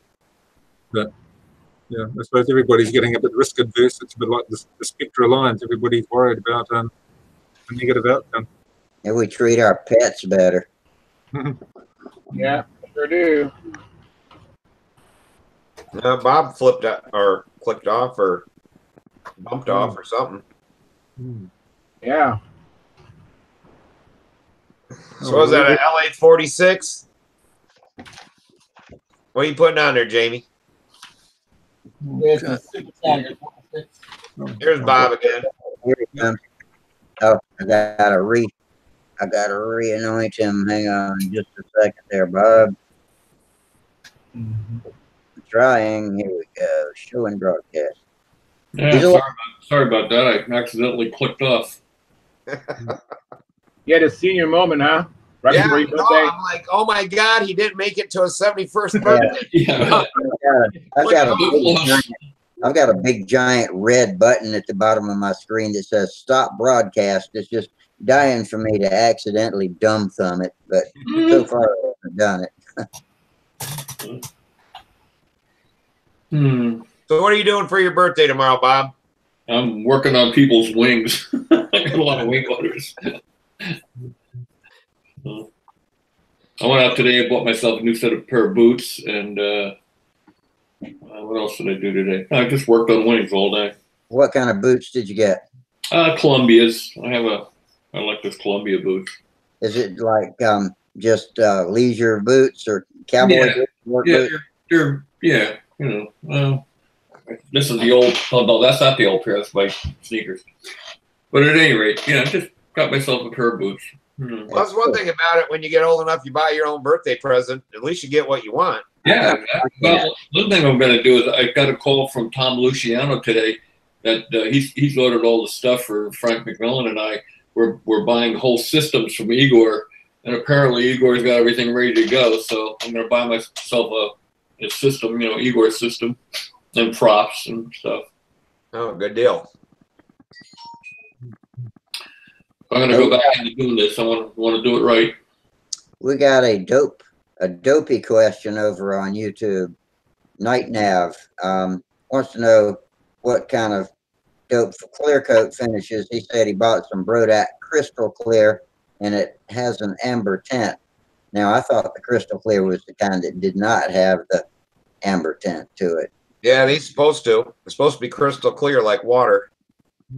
Call it water clear. Mislabeled. Water white. Yeah, that can's mislabeled. Yeah. I'd use it. I mean, I'd rather have a little sun UV protection than not. I don't know. Maybe for the final coat, you might want crystal clear, but for the rest of them, I put just a regular dope on it, clear dope. Yeah, I don't think there's enough. It's like a transparent color to it anyway. I can't see it being enough to really tint, making white more yellow or giving it a yellow cast. Yeah, I've always, and asking the same question, I've always been replied to with the same joke. The difference between the two is $2 or something like that, so. Yeah, you gotta have a lot of amber or whatever in your clear to change color of white. Yeah, don't worry about it. Night Now, it's gonna work just fine if you use either one. I think it seems to be a popular opinion. Yeah, we used to make at Guardsman we made stuff called bright white, and we tint it with a little bit of blue in it, just because of the amber top coats. What Gialdini used to do, he used to put a little shot of blue in. Yeah, we had what we call bright white. If you used a urethane, that was, I called it amber. It was a brownish yellow look and stuff. So because then that would kill off a little bit of that blue and make it still look white. Otherwise, you get that yellowish looking white. I use that chroma-based clear, and it's water white. It's just pure white. I mean, it's clear, dead clear. You don't have to worry about it. But I think that Brodak white, I can't think what they call that. That's a bluish white. It's a bright white. It's got a little blue in it. You can tell by looking at it. But I don't, I've used both and I really can't tell the difference. Night Nav says there's a lot of amber. It turns a white cloth brown. Wow. And you might want to call Brodak about that. Yeah, if it does, if their stuff is, that or do a little test deal, spray a little white on a piece of balsa wood and hit with a little bit of clear and see what it does to it. See how it looks and hold it up to your airplane and see how much yellow it puts into the finish. I know I use the Bruderate dope from Aircraft Spruce. Mm-hmm. And the Randolph dope clear has a tinge to it where the certified clear is crystal clear. I mean, you can hold them up in a glass jar side by side and you see the difference. I mean, the one looks like clear water and the other one's got a little tinge to it. Yeah. Randolph has UV protector in it. So it doesn't rot your silk on for a real airplane. I don't know if it really, doesn't matter, if it's a little tinge of yellow in the white or whatever, darker colors, you can't even see it. But I guess that UV protector really keeps your cloth and stuff a lot longer from going bad and getting sun rot. But I never have airplanes long enough to get sun rot anyway. I get that ground rot. That took me about a half a second. But now that you got your eyes fixed, Steve, they might last longer now. That's why I said it can't get any worse. It has to be better. No, it can get worse. Minnesota might maybe Night Nav's got a little rust in the can. Anything else, I should be able to find the pieces easier. Yeah, that's a way to look at it. One of his big advantages, the control line over radio. When you crash, you can just drag the wreckage back to you. You know. Yeah. Just drag it. Now I like to pick You up. don't have to walk to it. You just drag it. I don't know about that, Bob. I hit the ground with my electric ringmaster, and the motor kept going. Took the battery and everything with it. Flew right out the front of the airplane. Airplane stopped. Everything else went tumbling through, and finally, it pulled off one of the connectors off the motor, and everything stopped. But yeah, when I pancaked it in, the motor kept going. Jamie, is that one of the planes that you were given that you're working on there? Yeah. Pathfinder? Forerunner. Oh, Forerunner. Okay. That's a good wing in that airplane. That Forerunner wing really works well. Yeah, I've just threw a spinner on it just to get. Who designed the Forerunner? Wasn't that the Moon Brothers or something? I think it was Looper, wasn't it? Did Looper design that? I think the Moon Brothers, they were kidding it for a while. Okay, they didn't design it. No. Like this one guy that's foam sheeted. That wing is solid. I like Tom Looper. I got to know him this weekend. Bill Hopkins airplanes. I think Hopkins has something. The Don Cranfield team. Are they cream, black, and white? That's pretty. So have you flown it yet, or will this be the first time you've flown it? I haven't flown it yet. Was that a 46? Super Tiger 46. Oh, Super Tiger 46. Oh, okay. Yeah, it was already drilled for it. Was that a Tommy Farmer airplane? Did Tom Farmer design that? I think. I mean, I want to. That name sounds familiar because when I asked about it on Stunthangar, I think that name was brought. Yeah, I think Tommy Farmer designed that. Not Tommy Looper, Tommy Farmer. I got to know Tom Looper this weekend better than I have in the past couple of contests. I really enjoy talking to him. Oh, he's a great guy. Yeah. A good builder. Now, is his last name because he flies Stunt, or was he really given that name at birth? Nah, it's spelled with a U. Oh. Looper. Tom Looper. I thought you guys were saying Looper. Yeah, we were, but that's how you pronounce it. L-U-P-E-R. Well, gentlemen, I think I'm going to hit the sack. Hey, Bob, you ever worked with those vortex generators? I did not. However, I intend to try them this coming year. I'm going to try everything I've never tried this year. They told me to try them. They told me at Golden State to try them and put them on here. But I'm trying to figure out exactly how you put them on and what's the best way to adhere them to the plane. They're using rubber cement. Yeah, I was trying it on a test piece, but it doesn't really like bond it and hold it. You can still eventually peel it off. But I think that's so you don't wreck the finish on it. But I don't know how secure it's supposed to actually stick to it. You might want to call up or talk to Howard Rush about it because he makes them. You know. Who I got them from? Yeah. I got the vortex generators from at Golden State from Howard Rush, and he gave me the pattern on how to put this on. It mentions it about right and left, so I believe that's how you sit on. It's not meaning right wing, left wing, but it's right and left on how you sit them into the wing. Right. Right. It's how you sit them into the wing on there, right and left on both sides, top and bottom. You do it then, right? Yeah. Okay. Because that's what I was going to work on next. They were telling me it's going to help the plane finish in corner better. Yeah, they apparently.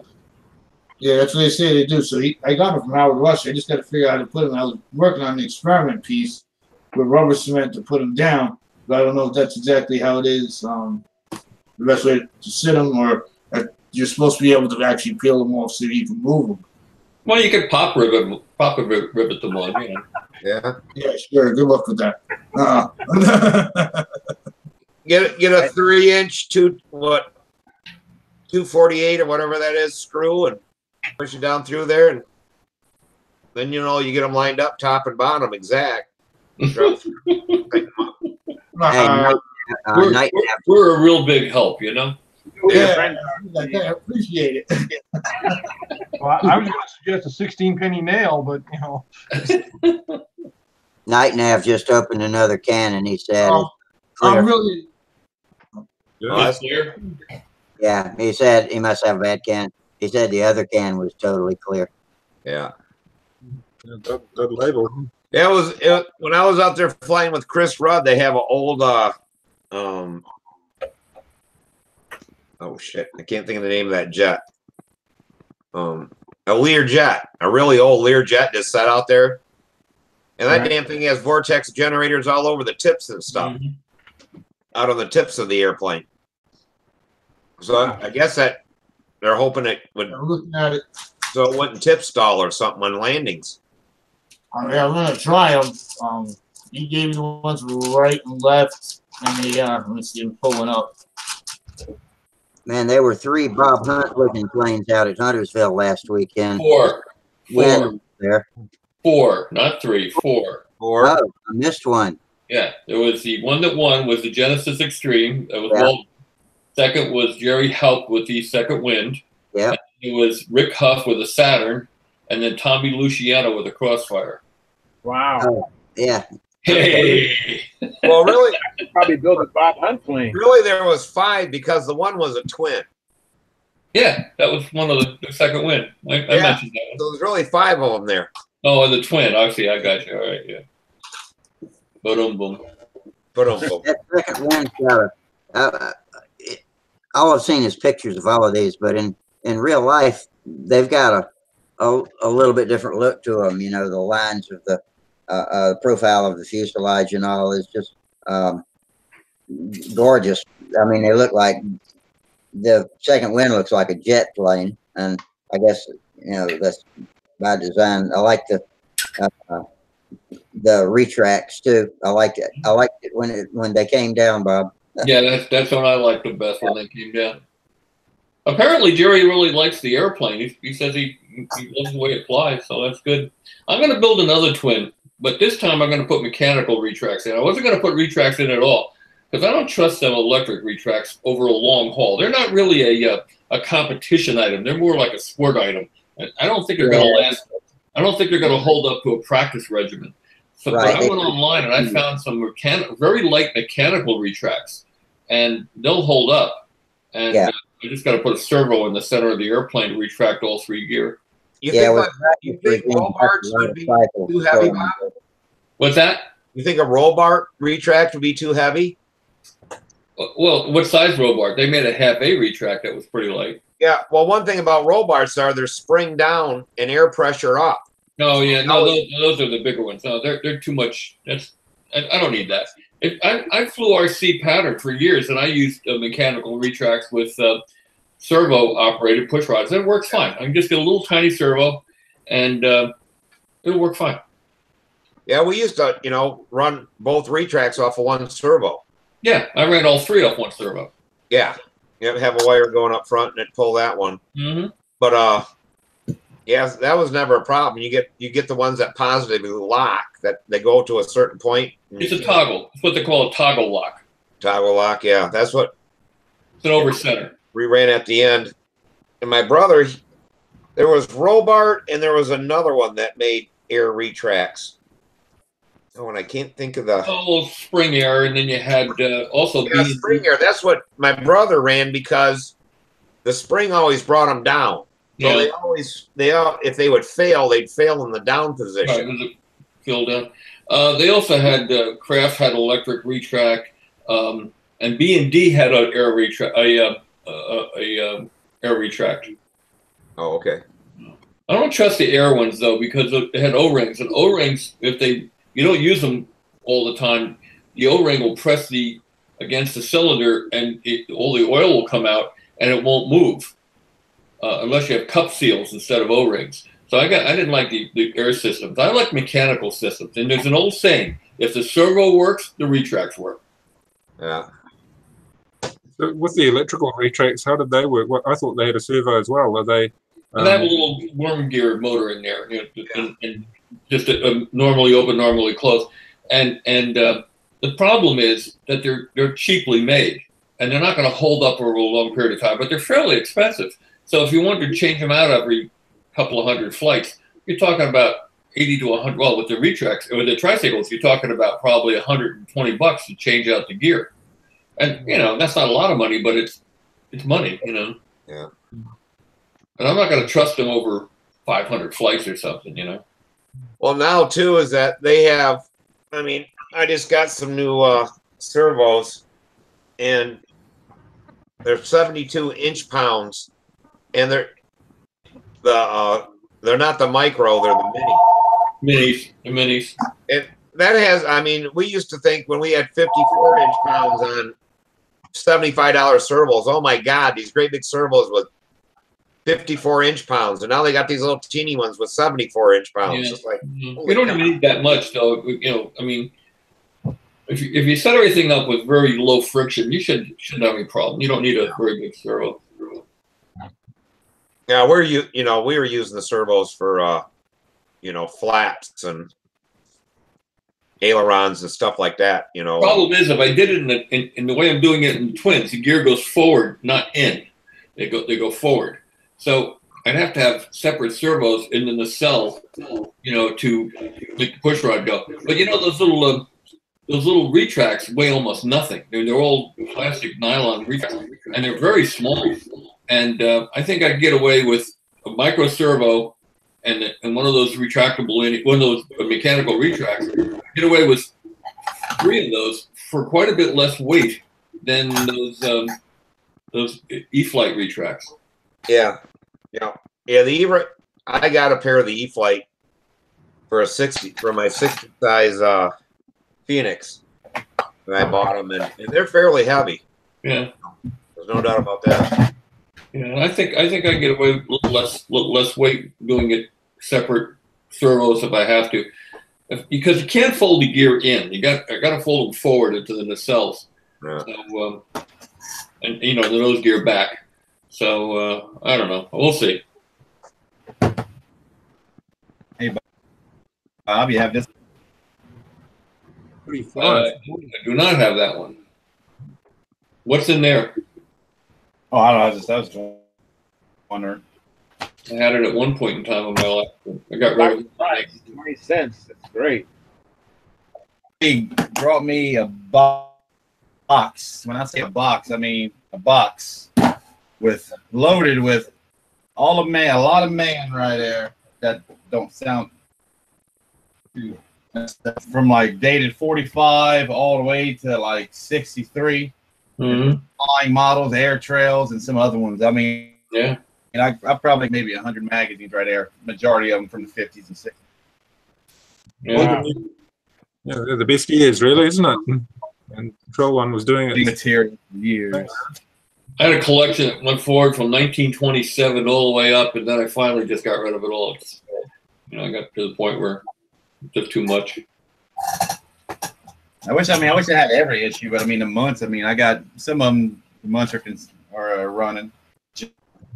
June, August, September. I got. I mean, just a bunch of them.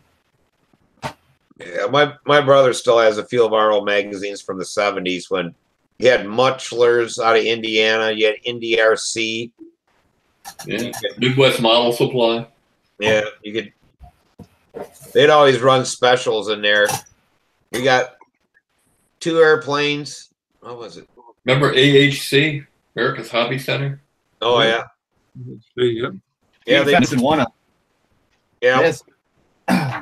We got some little snips one time. So you got 2 airplanes in a kit, and then 2 Cox TD-049s, and some other stuff, and I remember me and my brother bought that because it was, I think it was Muchler's then that had that on sale as like a special.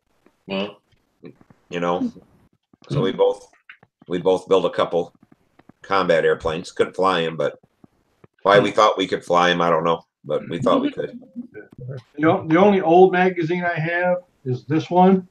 And the only reason I have it, is that a Meeson airplane or is that the Gladiator? That's the Gladiator. Yeah. it's got the article on the Gladiator in it.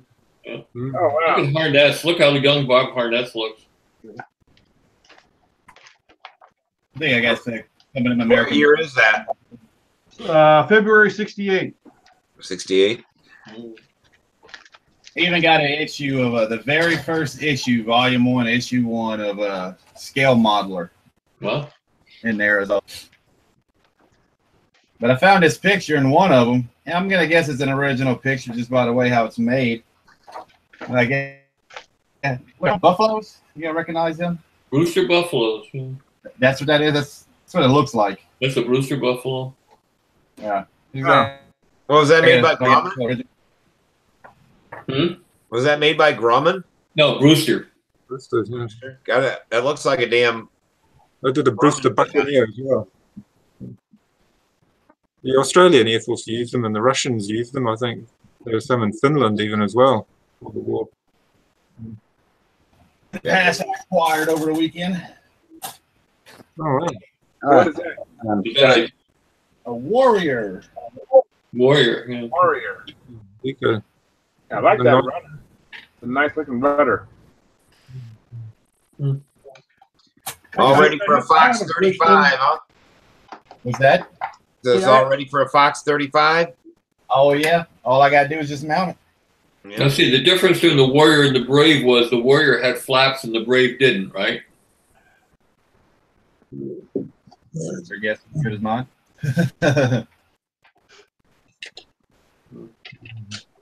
I'm kind of bummed about it. That's right, because most old-time stunt planes didn't have flaps, right? There was a couple, but you had the Nobler had flaps, and I think there was something else. I don't know if Chief. Yeah, the Chief. And the Stuka, Dunstall Stuka, and the Vigo Mustang. It Oh, costs okay. 2 points to fly with flaps, though, doesn't it? Smoothie. Yeah, you get, if you don't have flaps, you get like 5 points or something. Oh, I thought you lost 10 if you did have flaps. Mate, whatever. No, I think you get a bonus.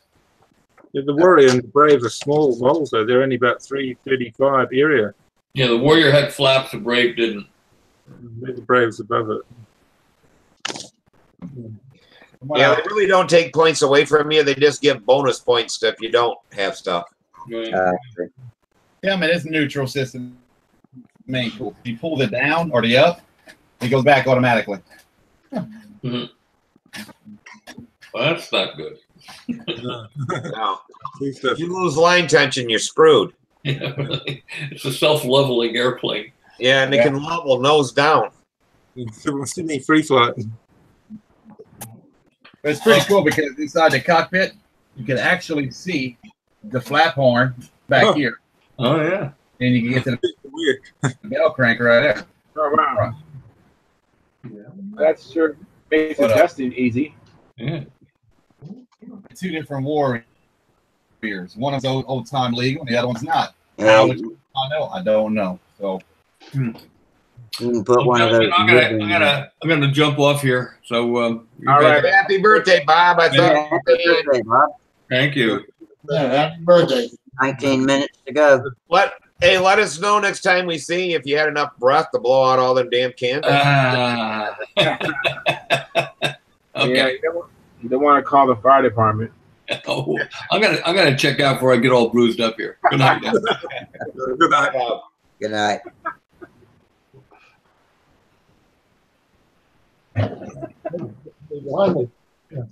What effect does elevation have on a plane if you go from sea level up to about 2,300 feet? What problems can I encounter? Less horsepower. Okay. and less lift. Feel heavier. Yeah, less air, and so it'll affect your fuel mileage. So you're gonna have to compensate there. Like if it's the same as if it gets hot outside, you gotta add more fuel. I think what they usually do is add nitro. That's where Nitro. these guys add a lot of damn nitro to make up on the horsepower, because Excuse me. nitromethane has its own oxygen in it.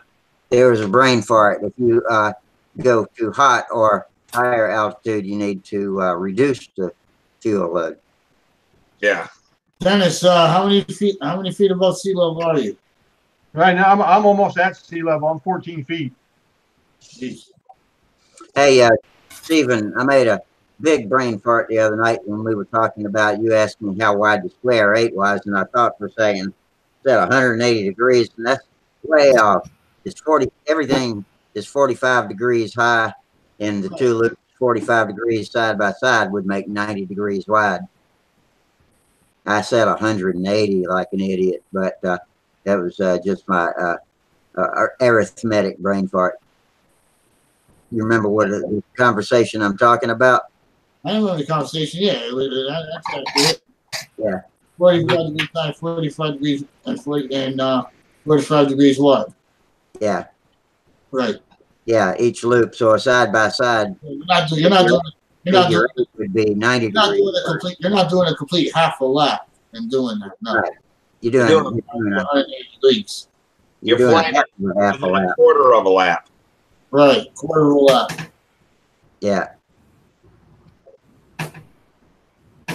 Just wanted to clear that up so everybody out there wouldn't think I was a complete idiot. Well, you'll be sued next week, Rusty. Yeah. So you're talking about the figure 8, right? Yeah. Yeah. Okay. So to cover a quarter of a lap from one end to the other end of the maneuvers. It's 90 degrees wide, so yeah. Okay. 4 times 90 is 360. So quarter of a lap. All right. I'll work on that. Yeah, I mean 45 degrees high, you know that for a loop. Yeah. Yeah. In a square is 45, same amount in every direction. 45 high, 45 wide. 2 loops side by side with a shared intersection is 90 degrees wide. Vertical 8, the bottom is only at what, 42 degrees? I call it 45. I don't know because you're flying 5 feet off the ground. You start the four-leaf clover at 42 degrees. Yeah. Same thing with a vertical 8. The vertical 8 is different too. You really look at the rules. Yeah, because the bottom loop is smaller. That's because of the plane's altitude at level flight. Because you can't fly off. You don't start rolling on the ground and go 45 high. You start at you start at. They were trying to explain that in France why it was, but you know that's what some people said it was because that you're flying level flight at 5 feet. Well, you take 45 degrees. It's still 45 degrees from level. It has nothing to do with if you took it from the ground, it would just come down. 45 degrees is 45 degrees. I don't how high you up, whatever. The degrees always stay the same. Right, but the height from the ground is different. Right. But the degrees of it will still be 45 degrees, and a vertical 8, 42 degrees or whatever. For the first circle, it's a little smaller than a normal loop. Yeah. Yeah, because we had, I don't know.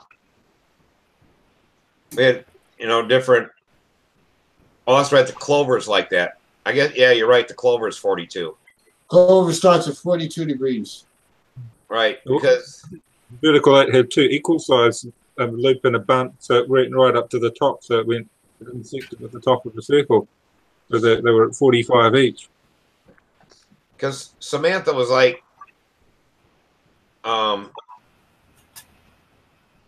everybody was saying she was flying her loops too high, over 45. So, but she was flying her clover too small. And it's like, they're in the same place in the air. And it's like, well, that can't be. You know, so if she's flying her first loop at what she thinks is 45, if that's too high, then when she goes into her clover, if that's at the same place, it can't be too low because it's supposed to already be lower. But I couldn't get anybody to understand that. They didn't agree with me. Between 42 and 45, that 3 degrees, you're not even going to notice. Yeah, that's not humanly noticeable, I don't believe. Yeah. But that's what I'm saying is that that's just the way the rule book. That's just the way the rule book's written to that. Like they state on there where's the top of the loop on the 4-leaf clover. Some people say it's exactly 90 degrees. Some people say it's 76. No, straight overhead is 90 degrees. At the top of the loop of the 4-leaf clover, it's straight overhead over 90 degrees. It's supposed to be straight overhead, yeah, 90 degrees. Well, my whole thing is that if you tell somebody, okay, fly at 45 degrees, and that's where they put the top of their loop, and that should be the same place they start the clover. It can't be too high on your loops, but not high enough on your clover, because they kept saying you got to start your clover higher. Yeah. Like, they can't be different. Yeah. You know, actually, you're supposed to be gotta have both circles the same size. You gotta have both loops the same size. Well, in the clover, you don't, I guess. I don't know. I suppose the clover's not really like two horizontals on top of each other, really, is it? No, they're elongated or whatever, so that changes. I don't. They were trying to say why the math when you're flying in a radius, why that has to be that way for it to come out mathematically or something. Speaking of the clover, you know, I hardly ever see anybody except the top tier experts fly. First, you do your top loop, and then most people, you know, you're supposed to fly over, and then down and up. But most people come around, fly that top loop, and then climb like that before they come down and around, and then do the same thing on the other side. Go back up. I'm exaggerating. Then climb and go back over. So, but you're supposed to run it straight across. Yeah, there's supposed to be flats in it. You know, if you look how it looks on there, there's flats. There's flats. There's so much of a flat, and then you get the other part of it. Only the top tier experts that I see flying carry flat across in either direction. It's not very long, but there's supposed to be a little bit of a flat in there. Yeah. So. Jamie, is it a nice original flight streak there or an ARF one? ARF. They won it in the raffle. LA-27. My dad won it, but he had already won another plane, and I didn't feel like hearing his mouth the whole ride home. You know, and so when the contest director's wife said, "Here, your dad won this," I'm like, "Huh?" And I seen his name on the ticket on the side. I said, "Let me see that." I took the ticket off. I'm like, "Don't tell him a word." So, hey, didn't you say you got an FP20 for it? Right here. This one I got in Tulsa. A good one. FP20. Yeah, this one's a good one. I got that for the Skyray, but I mean, I'm not gonna keep this plane. I'm just gonna fart around with it. You know, just end up giving it to my dad. Practice plane. They're great flying planes. I gave him my primary force over the weekend since Don brought me that other profile. And I'm gonna strip all of this covering off, redo it, and rudder off, putting it in my truck. I went to stick it in, and I hit the top of my camper shell and boop, popped the rudder off. I'm cutting off all that old. Yeah, epoxy. Charles. I like the flight streak color scheme. There The went wing, Charles. the wing anyway. Yeah, he popped up the clover. Oh, there you are. Yeah, the first one is actually a loop. Your first one's a loop. Then you put the flats in. Where is? I had it a second ago. What did I do with it? Yeah, it was. There it is. There it is. Yeah, if you look where the first one comes in, the first is a loop, kind of comes Right. out, and then you put the flat across it, and then there are flats in them. Yeah. And it Yeah. says in the rule book 42 degrees elevation. Right. So the maneuver, the entry from level at approximately 42 degrees. And the top is at 9. It says on the rule book, it says the top is at 90. Let me see here. Yeah, look, it says top of circle. At the top right, it says top of circle and it points to it. And if you drew a line across, it would touch the tops of both of those loops. 90 degrees is top of circle in my book. Yeah. Yeah, so that's what they were saying is that when you come up out of this, since it's off to the side, it's not up over your head at 90 because you got to look off to your side to find the 90. Right. Because you're standing in the middle. You're not going directly over the top of your, straight over the top of your head. Right. So right over top of your head, you know, it's way low. It's just not till you got to see it come over your shoulder, and then that's at 90. Yeah. You have to bring that up at my next judging meeting. Yeah, a lot of people don't judge it right or fly it right or anything else. It's a hard maneuver to do and get it right. Well, we've got our contest season starting soon. I'm the contest director for our 1st of December meet. The first meeting's already taken place. The weather's warming up. But we're getting into the summer contest mode now. But anyway, I better call it quits tonight. Son's been in and out trying to tell me to come in for a cup of tea, so I'll abandon ship and Cup of tea and a banana? Oh, they would have probably eaten the whole bunch by the time I get in there. But I'll go and see what they're doing, and I'll probably have to help with dinner, and I'll catch you all on Monday night. All right, see you then, Gerald. Have a good weekend. See you, Gerald. Good night. Good night. Yeah, I don't like judges at all, man. Why not? It's just the scoring inconsistencies, you know.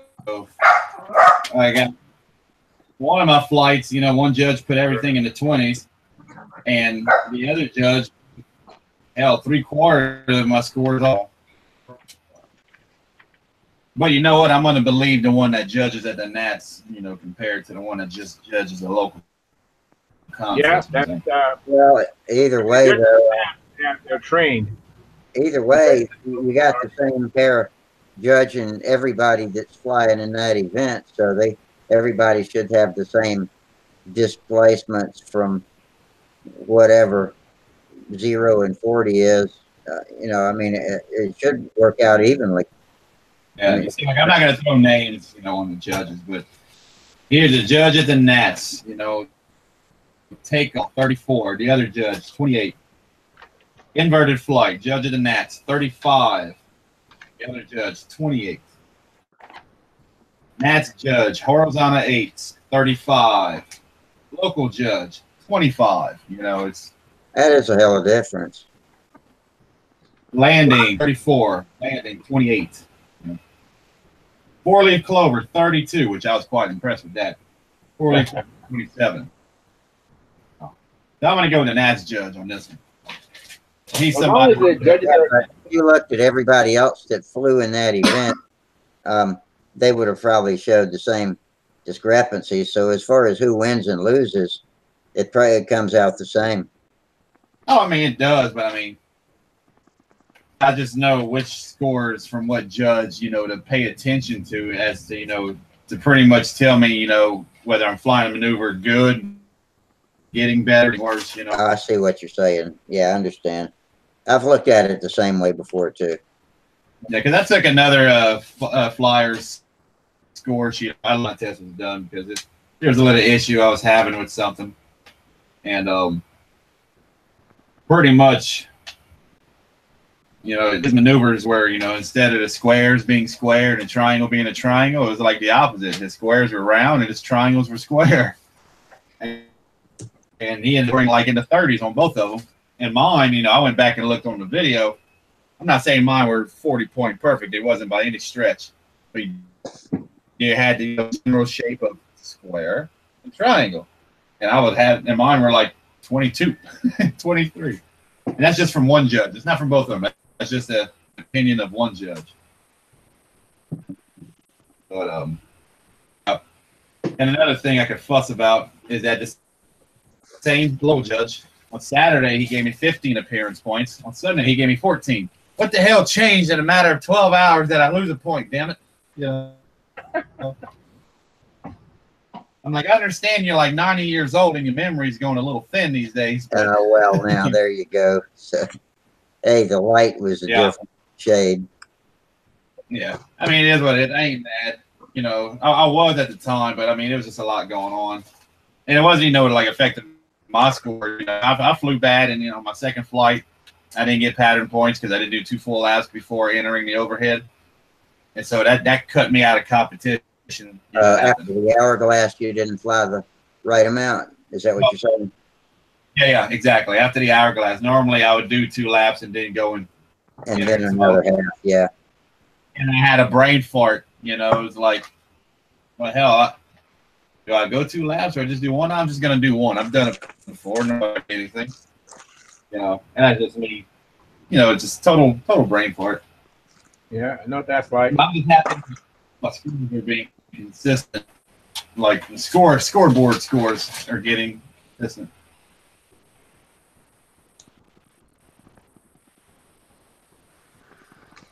Who is this from?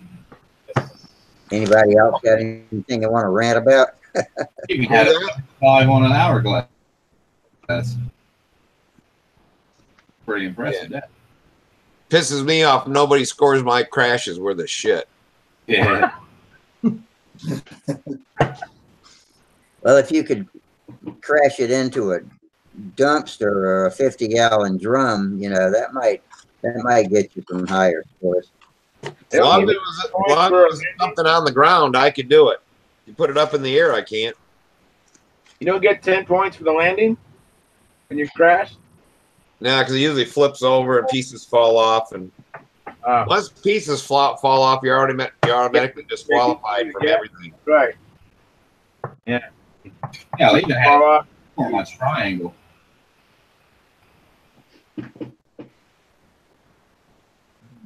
But yeah, I wanted to, you know, I thought I'd get some flights in this year, and unless we get a Indian summer, which they call it up here, and it warms up, I ain't gonna get a chance to fly. And I hope you get a chance to fly. I hope you do. Yeah, I just don't like to get out there. If it's below 55, I don't fly. It's just too cold. I mean, it's been disgusting out here. I mean, like today I went out and flew. It was calm wind, absolutely no wind. And then I hate flying in calm wind. I'd rather have a 50-mile-an-hour wind than just have dead calm wind. Yeah. It was pretty calm here too, Dennis. I flew today also. A nice steady 5-mile-an-hour breeze or 10-mile-an-hour breeze is nice. Yeah, it is nice. That's how Golden State was. But today it was maybe 2-mile-an-hour winds, maybe less. Hardly any wind. And it was hot too. It was probably in the 80s today. Hey Dennis, you have a question about going 2,300 feet above sea level. Where are you going for that? I'm thinking about going to VSC in March. Okay. I don't know yet. I got to work out the numbers. That's a long trip for me. Yeah, you should. Yeah, Bob. You'd ask Bob about the VSC. They have that a lot of times. He should be able to tell you kind of how to set up a plane for the higher altitude. Yeah, well, VSC is a great contest. Yeah, Dennis, when I went to the Southwestern, that's when same place they have BSC. I used a ½ ounce less fuel, and my Strega being so heavy and that light light air, and it really that was kind of a problem for me.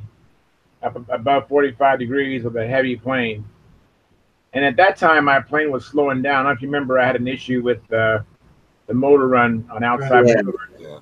So the motor was slowing down, and it wasn't an issue in California, but in Arizona, that was really a problem. Was it trying to fall out of the sky? Yeah.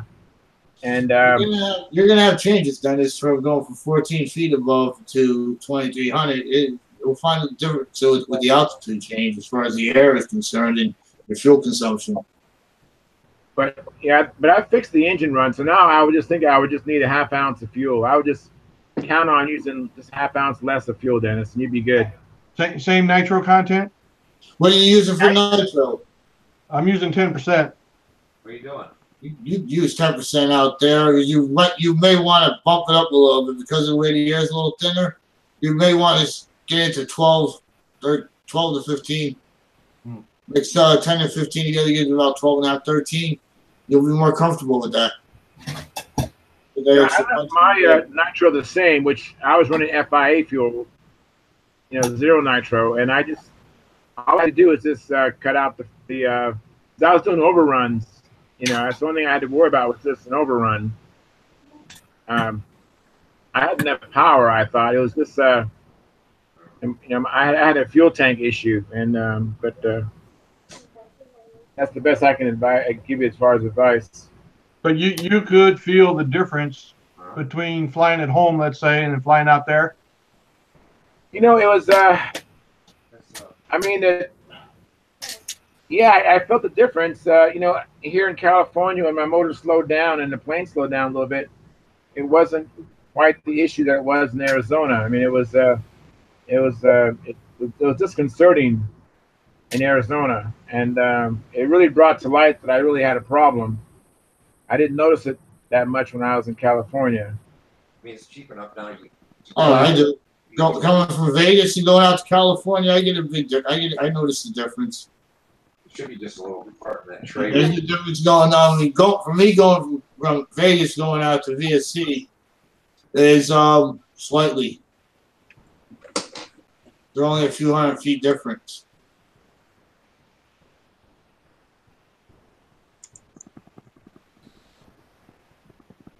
Yep. The highest I think I fought is in Roseburg, but that's only like 300 feet on elevation. Yeah, so I didn't notice any difference there, and everywhere else I'm below 50 feet. Yeah, the good thing about being here in California, anywhere else you'll go, you'll use less fuel, so you never have to worry about having a tank capacity problem. That's the best thing about flying here. Everywhere else you'll need less fuel.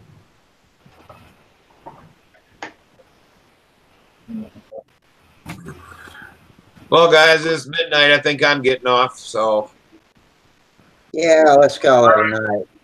Been kind of a laid back show, but I appreciate y'all coming and supporting us. And y'all have fun this week. I hope do something so you can come back Monday, this weekend. I mean, and we'll get back together and talk about whatever you did this weekend. Alrighty, guys. I should be on Monday. The next Friday, I'm gonna be in Arkansas. Hope they don't have internet in Arkansas. Oh, they probably do, but that Friday night, I'll probably be getting drunk with the rest of the District 8 crew. Yeah. Okay. All right. I'm see you guys Monday. Take it easy. Great weekend. See you. All right. See you guys. Thanks for coming too, and we appreciate it. And we'll see y'all Monday too. And so, tight lines, fair winds. See you later.